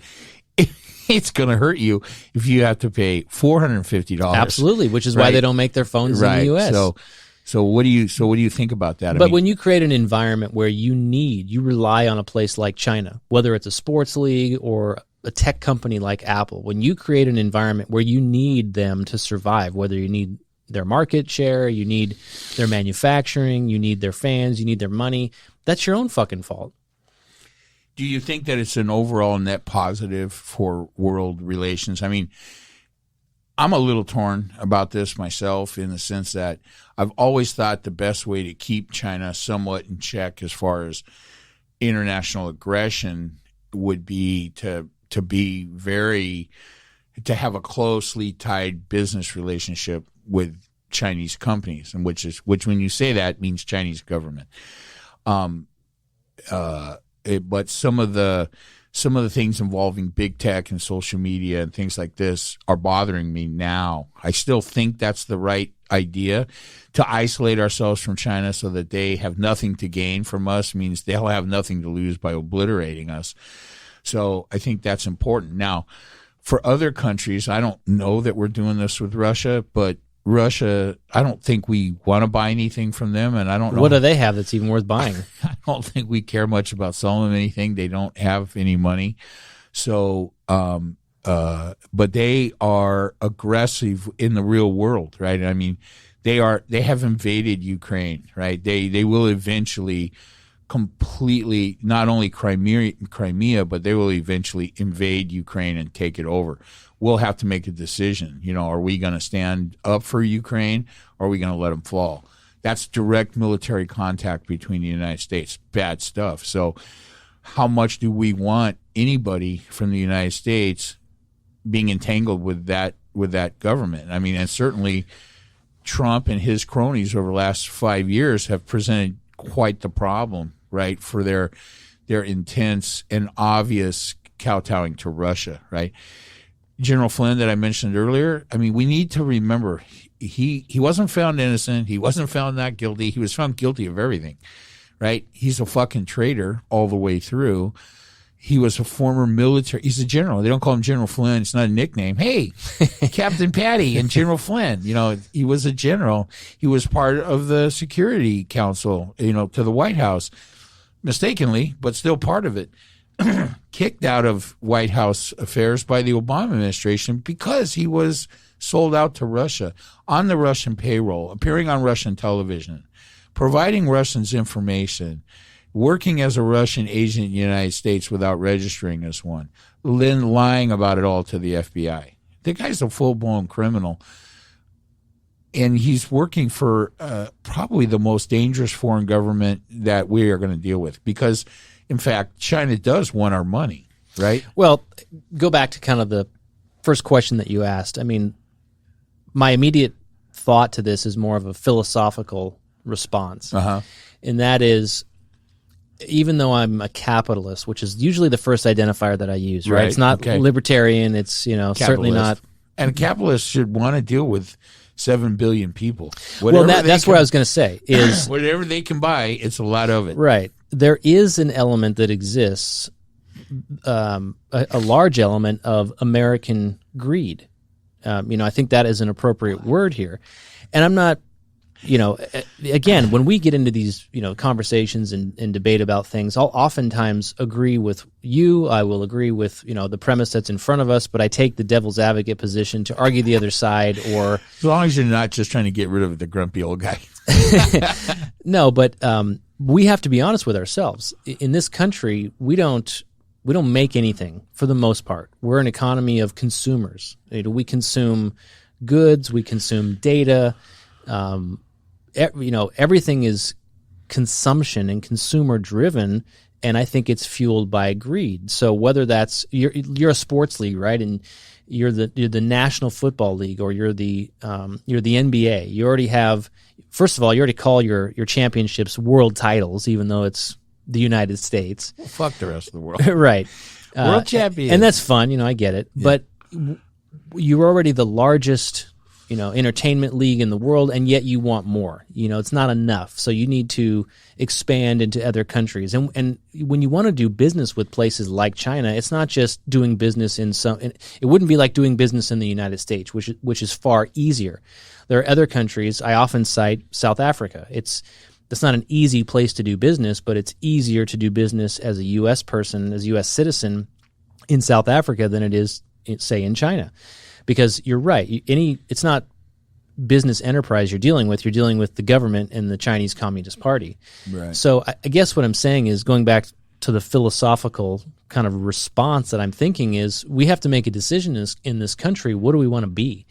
And, go back to all the shit we argue about wages and government intervention.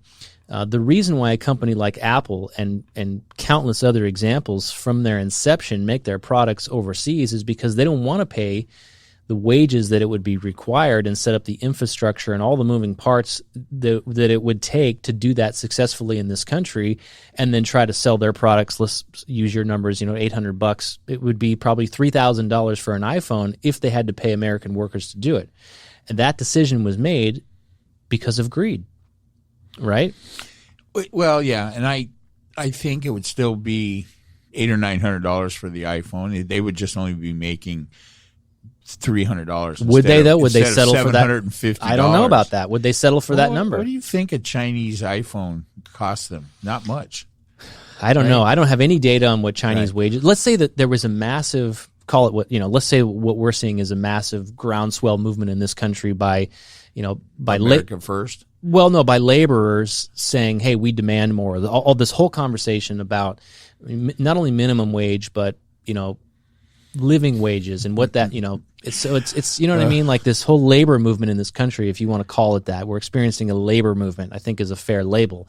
What if the equivalent of that happened in China? Could there be a big enough groundswell? It did. It was called Tiananmen Square, and it didn't end well. Right, it didn't end well. And that was a labor movement. That was the. So could the equivalent happen now, though? And could the equivalent happen? Yes, and could the equivalent happen now under the global stage? And then what would happen with U.S. relations? The tanks went to Tiananmen Square and they never left. So the answer is it can't happen. I mean, there's no place for Chinese people to gather and protest and build their movement. They'll be cut off at the knees from the very beginning. I mean, remember the picture of the guy out in front of the tank? Blocking the tank? Yeah. They killed him. Right. They ran him over. I mean, he died. That wasn't a successful thing, right? Hey, fuck you, get out of the way. That was one guy. You need how many people in China? There were thousands of people killed in that square. But how many people? Is it 7 billion? 7 billion. Yeah. What if... No, that's not right. It's not? That's the world population. Oh. Sorry. But I think it's over a billion. 5. Wait, no. 5 of the 7 billion are in China? I think so. Is that right? I don't know. We'll look it up later. Well, it doesn't matter. Let's just assume that it is. For you in the listening audience, send me text. Let me know what the numbers are. We need whatever the number is. Right. 1 billion people in China to get in front of the tanks and say, enough. They're not going to. Why not? They're not going to because they're living well. Are they living well? Well, compared to how they're... Let's think about what China was before the Communist Party and before their more recent, industrial revolution, right? They have improved their lot by thousandfold, right? So almost the entire country was living in squalor as peasants, right? There was no middle class. There were some rich people. There always are at the top of any government, no matter what it is. But now they have developed and they have a burgeoning middle class. And does everybody in that middle class think it's great that their freedom of information is restricted? I mean, as we develop facial recognition technology, there's 2 tracks. There's the Chinese kind, where they virtually make every single person in China get in front of a camera so they have their facial ID. And then there's the kind that we're trying to develop, where it's just a matter of, facial structure and this and that. But they're okay with it. They want internet access. You have to give them a face print, right? And they don't care, right? So there's not ever going to be a time where any part of that, my guess is probably like 1 billion Chinese citizens. No significant part of that 1 billion Chinese people are going to get in front of tanks again. I mean, for a couple of reasons. One, they're not really that unhappy. Well, they don't know any better. They don't. But number two, the tanks are already there. They all have seen. I mean, you know what they do see? They didn't see a whole lot of the protests and stuff in Tiananmen Square, but what they do see on a regular basis are the people being killed. The guy in front of that tank getting run over. Yeah, they probably play that in Times Square over there. Right, exactly. I mean, they know damn well what's going to happen, right? And so it's not North Korea where the tiny little population in North Korea is full on brainwashed. I mean, they've never seen anything. They think he's they think Kim Jong-un is ill or whatever his name is descended from, a goddess or a god or something. It's so unbelievable in this time. You and I talk sometimes like, how long is it going to take in the United States for secularism to push out Christianity and religious belief in general? Not in our lifetime, but what do you think they're at in fucking North Korea, right? Well, that's what I was going to say. In any of these nations, China included, it doesn't take that long for, let's say you're, young people, if you grow up in an environment where that's all you know is seeing the tanks in the square, it doesn't take but a generation or two. That's it. Yeah, I think they know that, right? I mean, right now China and Russia are both pulling back as strongly as they can on access to public information, right? Internet access is being severely restricted all across Russia right now due to the Putin challenger, Alexis Navalny. He's actually scared of him. That's why that's why he's still alive, right? But that's why they fucked him over and poisoned him and imprisoned him and all this. Poisoned his underwear. If they make him, they did. Well, it sounds like the title of an episode. It might be.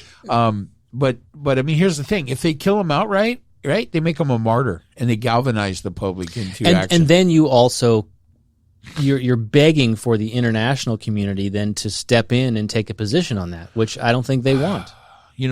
It's been a clusterfuck over the last 5 years or so with Trump because he seemed incapable. We still don't know the reason. I mean, there's no good explanation for why he was such a suck ass with Putin. But the truth is, I don't think any president wants to be in the mix, right? Nobody, like Biden right now, we've talked about this Israel thing. He doesn't want there to be war in the Middle East. He doesn't want to have to take a position.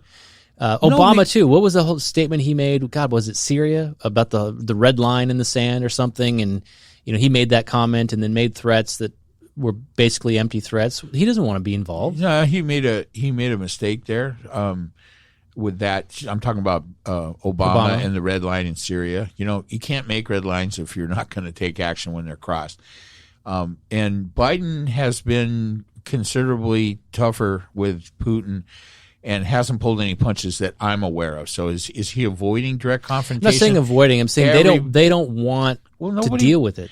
Nobody wants two nuclear powers to face off directly. That's why we fight proxy wars all over the world, right? We came close to it in the Bay of Pigs. I mean, I think everybody knows. I mean, if you're out there in listener land and you've never watched a documentary on the Bay of Pigs, how close we came to nuclear annihilation with Khrushchev and Kennedy back in the early 60s, you should really watch it. I mean, it's the cautionary tale of all time. You grew up in a time where you were doing drills in school, hiding under your desk, right? Yeah. Nuclear fallout. Get that on your desk, put your head between your knees, and kiss your ass goodbye because you're fucked. That was on the wall in my first grade classroom. So they've adopted the same approach for airplane crashes. Have they? Kiss your ass goodbye because you're gone. I mean, and we knew then. I mean, even when I was in elementary school, I knew enough about a nuclear explosion to know that a wooden desk wasn't going to save me. Okay? I mean, I saw pictures, right? I watched things on TV.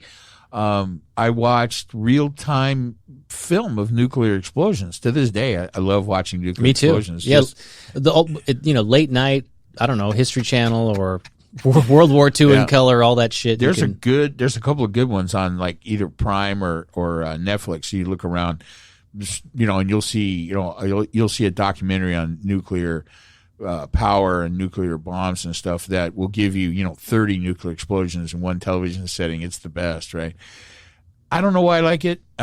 I'm not like when I watch it. I mean, most of them are tests out in the ocean, so they're not pictures of Hiroshima. I mean, I have a lot of my whole family, my wife's side is Japanese, so I have real mixed of feelings about watching Hiroshima or Nagasaki, and the moral questions that remain about the use of nuclear weapons those times remain. I don't. They're not answered. There are no good answers. And did Japan have it coming to them?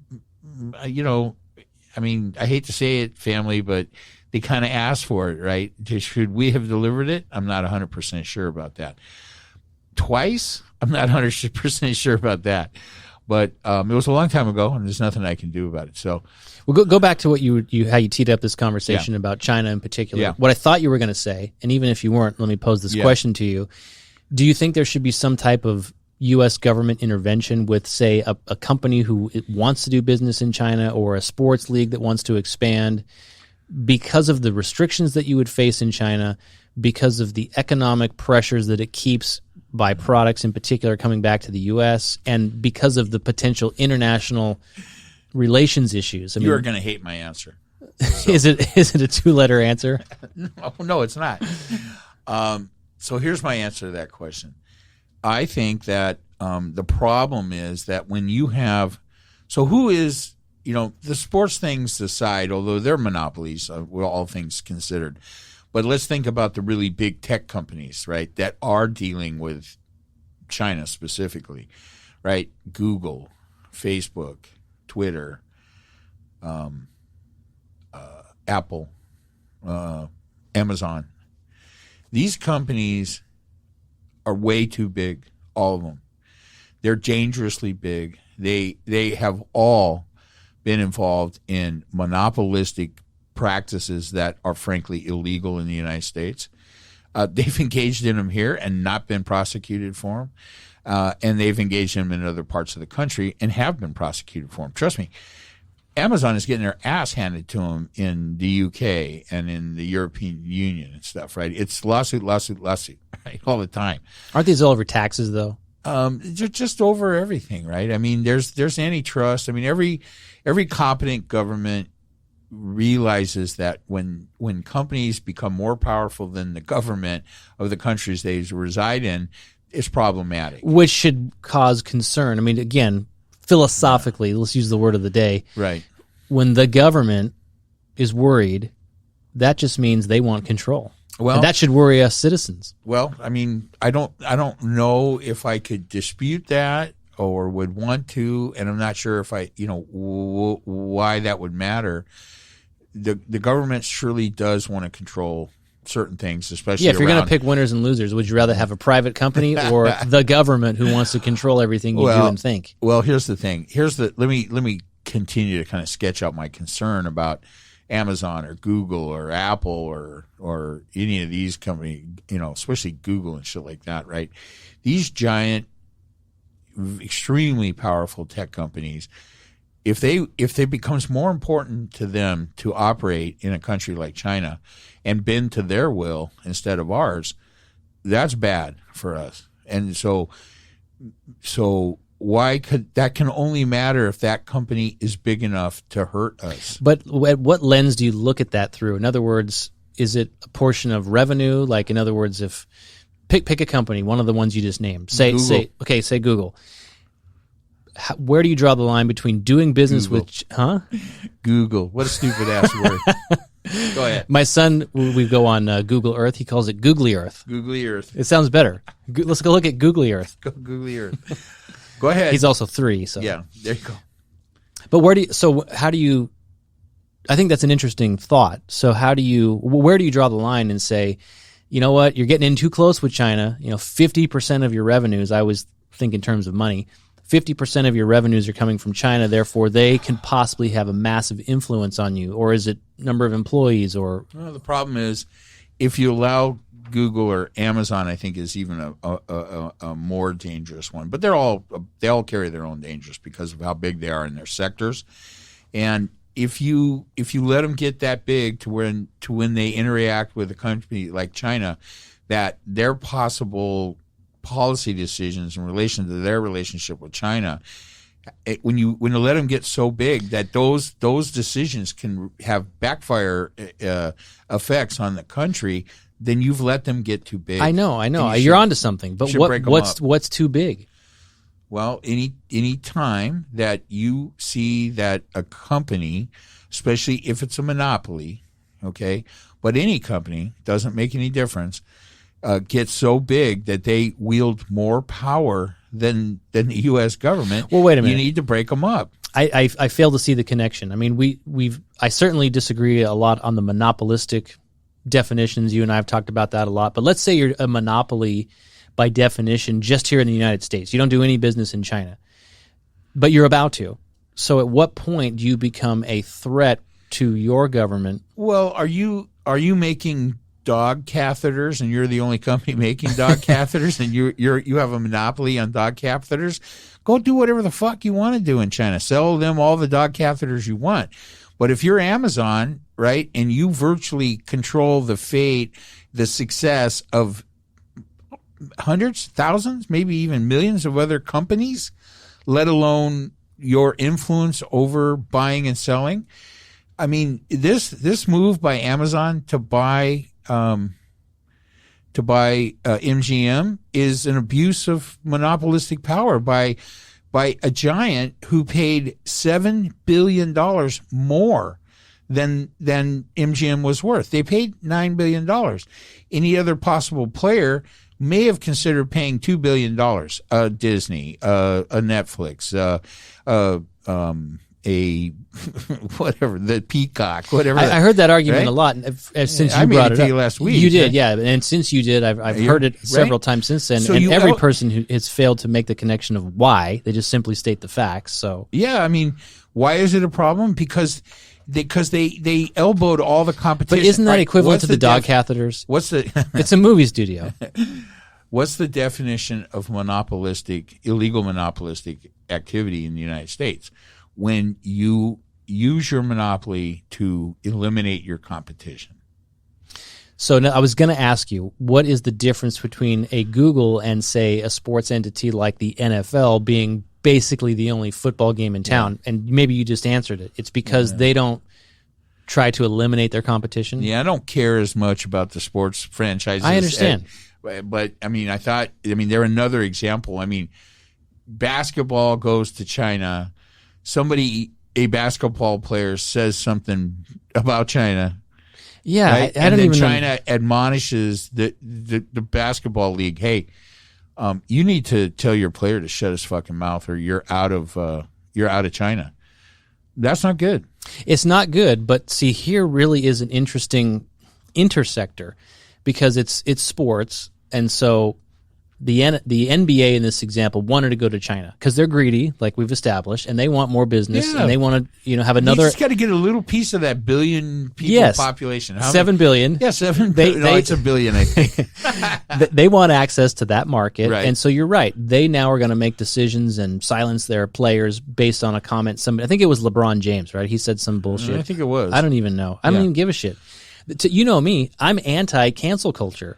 Say whatever the fuck you want. You shouldn't have feelings towards words. Let people think, have diversity of thought. If you don't like it, but don't listen to it. They told him to knock it off. I know. And he did. Well, he's an idiot. He apologized. He shouldn't do that. You should never apologize. Well, look at Donald Trump. Never apologize. Please, that's the worst example of all time. Well, I mean, I think I bring that up because those are some real-world examples, recent things, that happened. I mean, imagine that. Who gives a shit about basketball anyway? Right. I know there's some sports people out there, and God love you. I'd rather listen to music and look at car videos. And we know. Listen to one of your 6,000 vinyl records, which I don't. Here's the real decadent part: I don't listen to them because I'm too cool. You're not wrong though. You're not wrong that there's. I know records suck. They are complete. Oh no, you're talking about the other thing. Go ahead. Yeah, I mean there is. That's what I was trying to really peel back this onion, and maybe this is a conversation for another day, but it is, there's no question that there could potentially be a conflict there. Now, again, where do you draw the line? I don't know. Like, in other words, if you're Amazon and you paid $9 billion or $7 billion for a movie studio, do you give two fucks what China says to you about anything? Amazon? Yeah. Well, I mean, at this point, I mean, are they in China? You know, China has everything they sell is made in China. China has its own. Well, I mean, everything we're buying on Amazon that we want on Prime, you look at the back, it's made in China. That's not unconnected, but the Amazon rival in China is Alibaba. Yeah. Right.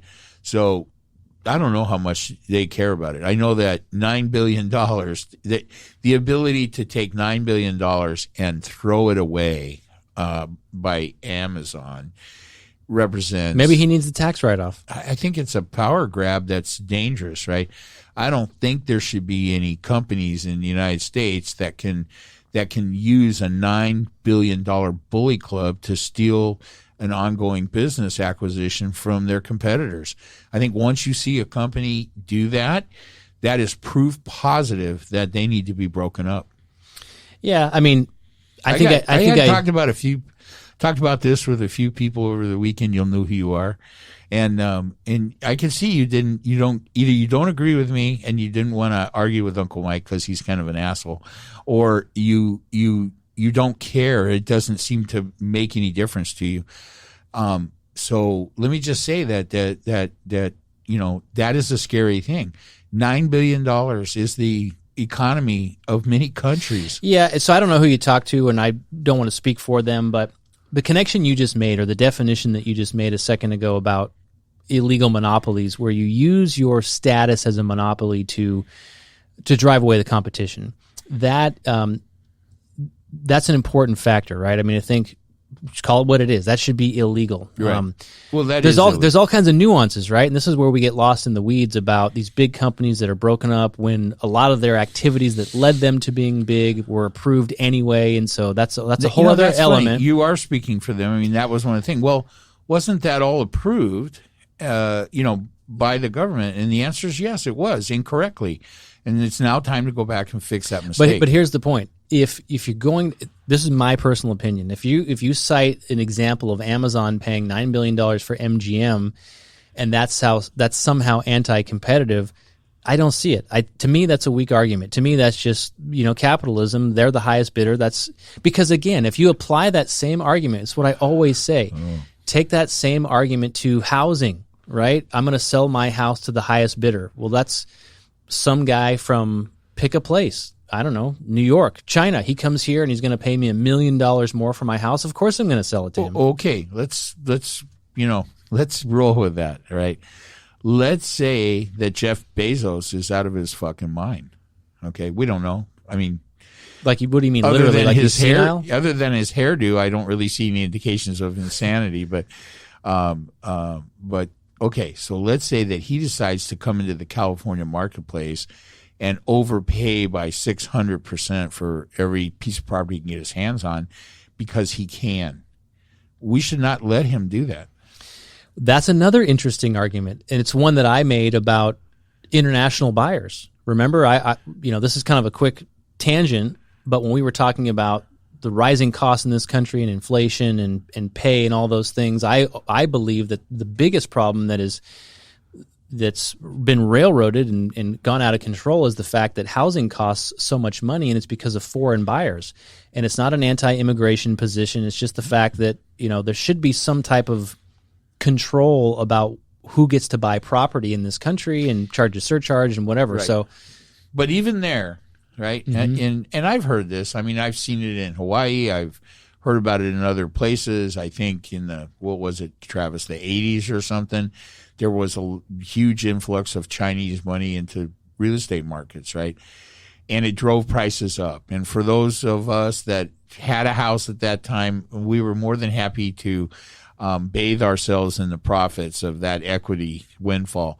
But, you got to go back and look at these kind of situations and say, hey, was that a good thing, right? So that actually caused a real estate price bubble, which would then burst and threw the country into a complete recession. So, really that wasn't good. Now, I mean, I don't think there's just no idealism in this for me, right? So if you want to look at all the Chinese buyers as one single source of of buying power, then it's very non-competitive, right? Because the other competitors in that market were you and me and everybody that lived here that was trying to buy property, not on spec, but for, to live, right? So what's the responsibility of the government in a situation like that? It would be to protect the people that need to be able to purchase properties to have places to live, and to protect them against the unhealthy buying practices of a foreign power. Okay, that one there I think is a pretty easy sell. It didn't happen, right? Yeah, it needs to happen. Nobody protected us. So, all right, so now you want to let into what is not really a foreign power, although you really have to think of Amazon as multinational. But if they were to come in and you have to then compete against Jeff Bezos or Amazon to buy houses. And so you're going to buy a house that's worth, let's just say, Southern California, this ain't far off. Let's say it's worth $1 million, a nice round number. That could be a 5-bedroom house in any number of neighborhoods in Orange County, right? It can be $1 million. You're going to come in as not even that. You're right. And what? You won't get that much house? You won't get that much house. Yeah, that's not impossible, right? I don't have 5 bedrooms. So all right. So now I want to buy another house. I want to move to another house. I want to sell mine and buy another house. So I could sell my house for $1 million. And then I want to buy this other house, right? And it's really nice, and I'm going to take some of that money from that $1 million sale. I'm going to suck it up and pay the taxes because they're going to be high. Whatever, let's say I can afford everything. And then I make a bid on that house. So I'm going to buy this other house over here for $1 million because it's got a few things that I didn't have in my other house. And okay, it's all right. I'm going to do it. And then Amazon comes in and bids $6 million. You can't let that happen. I understand the argument. If it's Amazon or Jeff Bezos, I agree with you. Okay. Because he's a dick. Okay. And we've established that. And his Very logo good. is a form of a dick. And his rocket is a dick. He does dick pictures, too. And he does dick pics. But that again, is a very interesting situation, because this is one of the reasons why I push back on all the progressives on the left. And I call them communists, because they're anti private property ownership, right? And that's one of the things that this country was founded on, is the right to own private property. Well, what do you think is anti-private property ownership in that scenario? Is it Jeff Bezos? Is he, or is it the homeowners?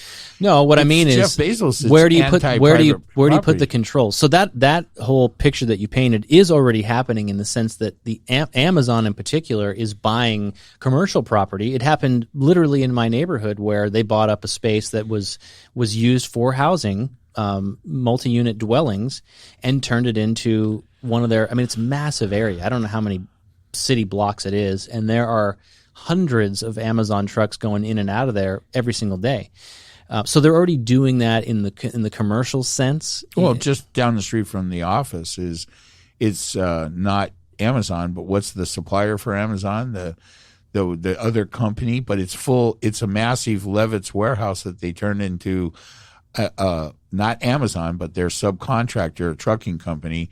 All you see in there are Prime trucks, Prime Amazon trucks, and it's a massive facility, right? And okay. I don't know if that's good or bad, right? Yeah, I don't know either. On the surface, I would never want to tell you that we have to limit let's just call it the number of units, right? The number of, let's say Bezos wanted to come in here and buy 1,000 single-family homes in a particular neighborhood and price out everybody who is looking there.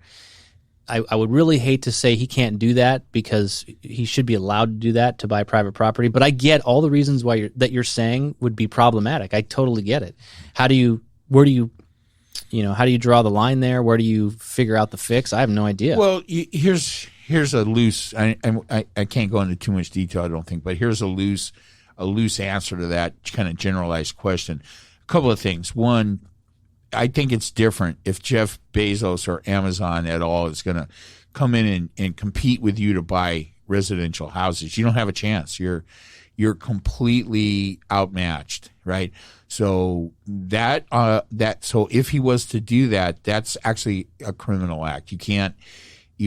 And what's the charge? Well, monopolistic, practices. So but here's the thing: Bezos isn't buying residential homes for residential homes. He's not injecting this huge powerhouse of Amazon into the residential real estate market to fuck it up, right? Which would be if Bezos was buying homes, $100 million homes for $6 million for no reason, just because he could, and he was and it made the whole thing, hey, we don't have to negotiate with these fuckers. Just give them 6 and call it a day. And if they don't want it, fuck them. They missed out. He's going to sell all kinds. He's going to buy all kinds of stuff, right? And he'd do it all day. $6 million, nothing to Bezos.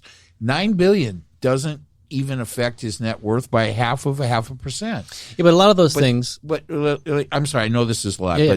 but let me. So he's not doing that. That was just an extreme example. Yeah, I get you. It's news to me that he's buying residential, what would be land that's used for residential, and turning it into Amazon fulfillment centers. Those things take a lot of space. And like I said, I've just watched one be converted into, from a giant RV storage and Levitt's warehouse, furniture warehouse, into an Amazon fulfillment center, right? I mean, they had to rebuild the whole street and everything. There's just all kinds of shit going on. I think maybe for that area, though, it's a net positive. For the city it's in, it's probably an assload of tax money and everything. So right. All good. It was commercial property, so it was apples to apples, and I don't think anybody else. The property sat vacant for 5 years. I don't think anybody else wanted it. So I don't think he disrupted anything there, right? But if, in fact, they are acquiring land that has been zoned for residential, and God knows we don't have any extra land for residential homes, right? I mean, we're struggling now to find a place to live where we don't have to live in cement boxes stacked on top of one another and take a bicycle to work every day. Nobody wants that, right? Even I don't want that, right? Democrats want it. AOC wants it, but I don't want it, okay? So if he's doing that, I mean, did he fairly compete? Did he buy that? Did he outbid some other developer for that? I don't know any of the details. But if, in fact, you're going to use your giant Dick. amount of... So fast how this show could devolve. That's the point, right? If you're going to use your giant, we have let you grow so big on our dollar in our country, serving Americans, and you now have assets and abilities that are almost beyond imagination, and then you want to then use that advantage in a monopolistic way that is basically against the law, right? So you cannot engage in monopolistic business practice. That is patently illegal in the United States of America. And the answer to that is antitrust, where they come in and say, hey, you've broken the trust. Here's what we're going to do. We're going to make you – and here's another thing that typically happens, right? Acquisitions. So – they could take Amazon and break it up into a bunch of different companies. AWS, Amazon. Still owned by the same guy. Yeah, but they could break it all up. And which will do nothing. Won't be owned by the same guy. He will own it. He'll buy it back. They'll break it up again. I mean, it is not – the United States is not here for the simple for what we've seen in the mega growth of and which, by the way, for most of these they've increased their values by hundreds and hundreds of percent on the backs of a global pandemic, on the backs of Americans who have suffered over the last 14 months to a degree rarely ever seen. But they didn't drive tanks over them. We've talked about this. They increased their value because their stock worth. Well, because they had the products. Amazon had Prime. That people were stuck at home watching Prime. They bought Prime memberships so they could get the videos for free. And at the same time, they needed to buy their fucking toilet paper on Amazon. That's okay. None of that is monopolistic business practices. If he started raking up the price on toilet paper, that would be illegal. Okay, there are laws against that, but they didn't do that. But he is buying 100-year-old venerable movie studio, right? So he can sell more toilet paper.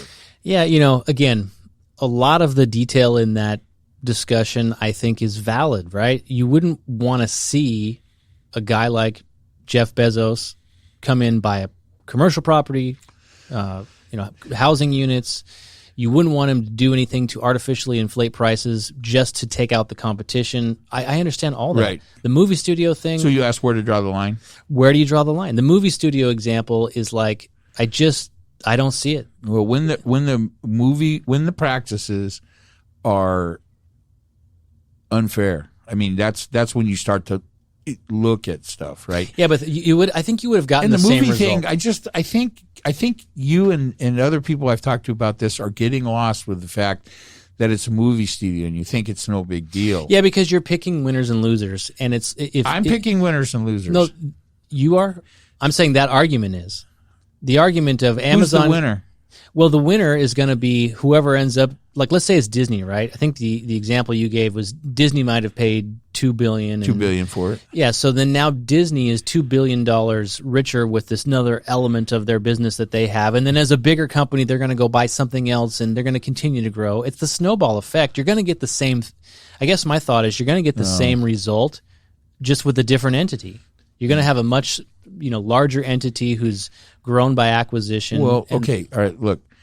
Netflix, Disney, the Peacock, NBC, the soon to be Discovery Plus. It's Discovery, and they're teaming up with Warner Brothers or something, right? Because AT&T, they realized that they fucked up, right? Yeah.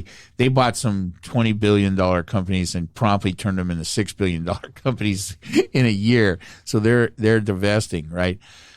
So companies need to bulk up to compete against Amazon, but none of the competitors in this field have an Amazon behind them, and therein lies when Amazon exhibits monopolistic business practices such as they have by overpaying to the tune of $7 billion for MGM. That is, but how should it be controlled? illegal. How should it be controlled though? Well, you're the first saying thing that that should happen is the Federal Trade Commission and FEC should stop because it's really two things. But here's the thing. Guess what? It's that massive amount of money and power that Jeff Bezos has is why he thinks it's not going to matter if the FTC or the FEC try to stop him.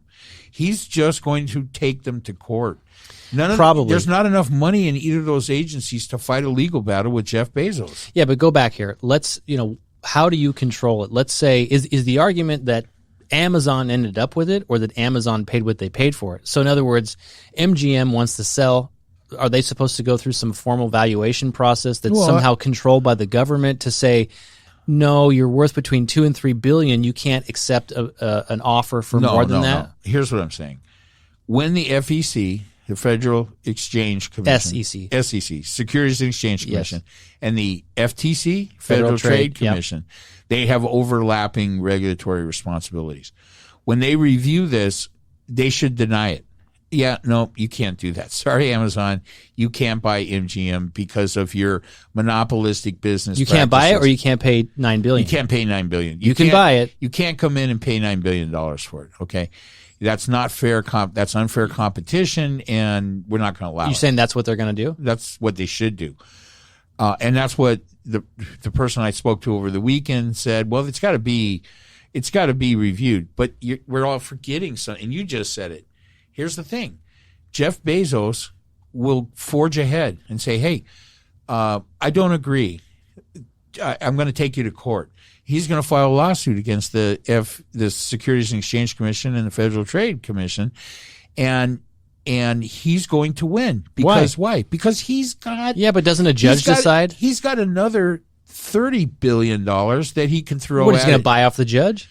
Here's the thing. To mount a defense by those yeah, but these are government entities. They don't have endless money. They have do budget. too. We just print money for free. No, we've covered not right. this. That's not right, Travis. And for the unnamed person I'm talking to, it's not right. It's not true. They don't have unlimited resources at all. Since when does a government agency not have the resources to take a case to trial? No, look. I mean, nobody can fight a legal battle with Amazon and win. He's got I don't understand the logic. Money. I don't understand the logic. Ultimately, it's heard by a judge, right? If it ever gets to a judge, how much money and how long do you think Bezos could tie that up in court? I don't know.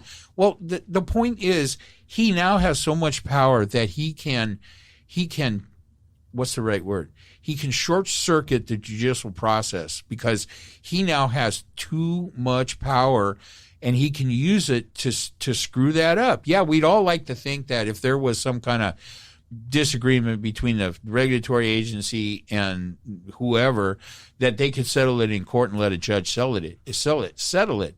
But is the FTC or the SEC, if they have a $2 million budget a year or $10 million budget a year, are they going to commit to a $100 billion legal battle?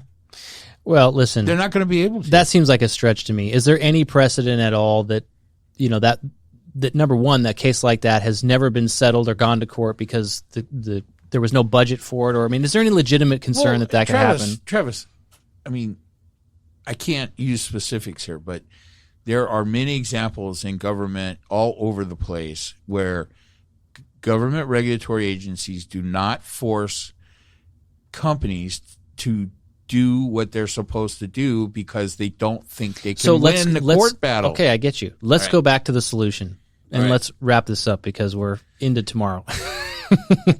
But go back. We already established that the selling party, MGM, should not have to go through some formal process by which they get a valuated number, and that's the number they have to take to market. We've already said that Bezos is going to fight it and take it to court. So what is the solution?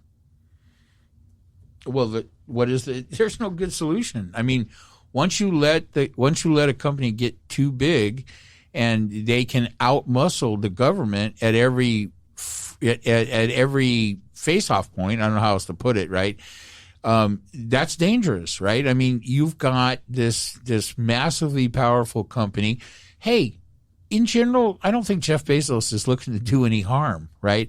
And I think maybe this whole thing with the MGM is just a stupid oversight. I mean, it's probably a fly speck on his collective ass, and maybe he's not even involved, but somebody's made a huge mistake here. And the biggest thing that's going to happen is it's going to draw down government action, because even though the regulatory agencies might not be able to take them to court, the Congress can pass laws and break them up. And this is what happened to Pac Bell, right? But everybody's using the MGM. Everybody, including you, is using the MGM example of why this is problematic and why it's dangerous, because we have this uncontrolled large corporation that clear as a bell to me. I'm not sure. Maybe you can help me understand how you don't see what I'm saying. Well, I just go back to what I say, that I always say. It's capitalism. It's worth what somebody else wants to pay for it. But I'm listening to you. Yeah. I'm hearing your argument. For me, I don't see the connection. So my question is, what do you do about it? Do you just simply tell Bezos that, hey, you're too big already? You can't buy this? You're out of the bidding? I mean, an Amazon, a Facebook, a Google. I mean, Google buys all their competition. Right. Anybody looks like they're going to do something that's going to create another search engine. And by the way, it makes the Google, let me just say this, it makes the Google platform, it's totally irrelevant to what you're saying, but as a user, it makes it not as fun to use. Everything, like we're sitting here in the studio, it got a little warm. Yeah. I turned on the air conditioner with my Nest app. Good. Google bought Nest. Right. And everything that they assemble from pieces that they bought, and it's clunky and it doesn't connect as seamlessly as something like, I don't know, Apple products. Right. So I'm just saying, it doesn't have anything to do with what you said, but they buy crap. It kind of does, right? Buying your competition is monopolistic behavior. And anything that a large company does, whether a monopoly or not, that's the sum result. The net total effect is eliminating competition is a net negative for us, right? It raises prices eventually. It cuts down innovation. It keeps the new business people out of the game, right? And so who knows what could have happened. I mean, maybe this won't go through with the MGM. Who knows? Maybe. But one of the things that won't happen if it does go through is nobody is going to be able to come up with something that's going to compete with the MGM if they're backed by Amazon. I don't dispute those as facts. I'm just simply saying, what do you do about it? Well, the next one won't be a movie studio, which I do get that some people apparently I'm just concerned about the James trivial. Bond. Yeah, I know it is trivial. But it's an indicator, right? And it's the kind of thing that, I mean, I think they've made a mistake. I think this is a calculated strategy error on their part. I don't think being Jeff Bezos or Amazon or having his kind of assets makes him impervious to making stupid decisions, especially when things like ego and shit get involved. I mean, there's more here than meets the eye with this acquisition. And here's the thing. When you're out in business, Travis, which you are, and you're out in business, and you have to make decisions about what you're going to buy. Maybe I'll acquire this other company because they have things that'll be good for me in the long run. Maybe I'll acquire this company, blah blah blah. But when you do that, you take into consideration, I'm going to put this much time and effort into this project on the front side, and hopefully I come out on top and get what I want. But if there's never any reason for you to do that, because you can never overpower whoever the Amazon of that kind of industry is, that is always going to suck it up out from under you, it kills your ability to grow, your ability to innovate.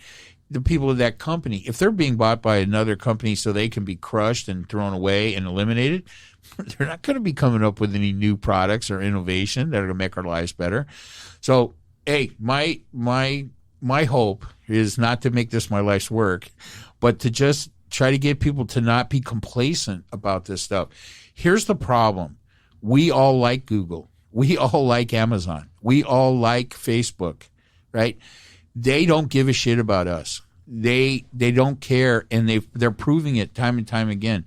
Whether it's social media companies that have become giants on the back of this COVID mess, and they don't care how much damage they've done in the process, and that would all be Facebook and Twitter. They don't give a shit about their eventual effect on society. They don't care. We don't care because we like them. We like to go on social media. We like to be engaged, okay? We need to think this through a little bit farther. Amazon is going to be a hard one, man. I mean, it's hard. But they exist because we allow them to exist. We allow them in the sense that we're buying their products. We're going on social media. So, go off social media, and then they'll die. Well, but we don't want to go off social media. Yes, we do. It's terrible. It's poison. Get off of it. Anyway, listen. So here's my closing argument. All right. I don't disagree with a lot of the things that you're saying. There's a lot of details in there that not only spark healthy debate, but I think that are worth a valid look. However, I always believe we need less government in our lives. So on the surface, I just can't support anything where government is somehow going to just tell us what transactions can and can't go through. It's suspect, to say the least. It's against. It's sus, as my 6-year-old nephew would say. It's sus. It's sus. It sucks. So I think that is dangerous when you have too much government oversight and involvement in private business. And people should get off social media. Other than if you want to contact us, you can find us on Twitter or Instagram, or email us at info@couchfuneral.com. And that's all we got for today. All right. See you, everybody. Bye.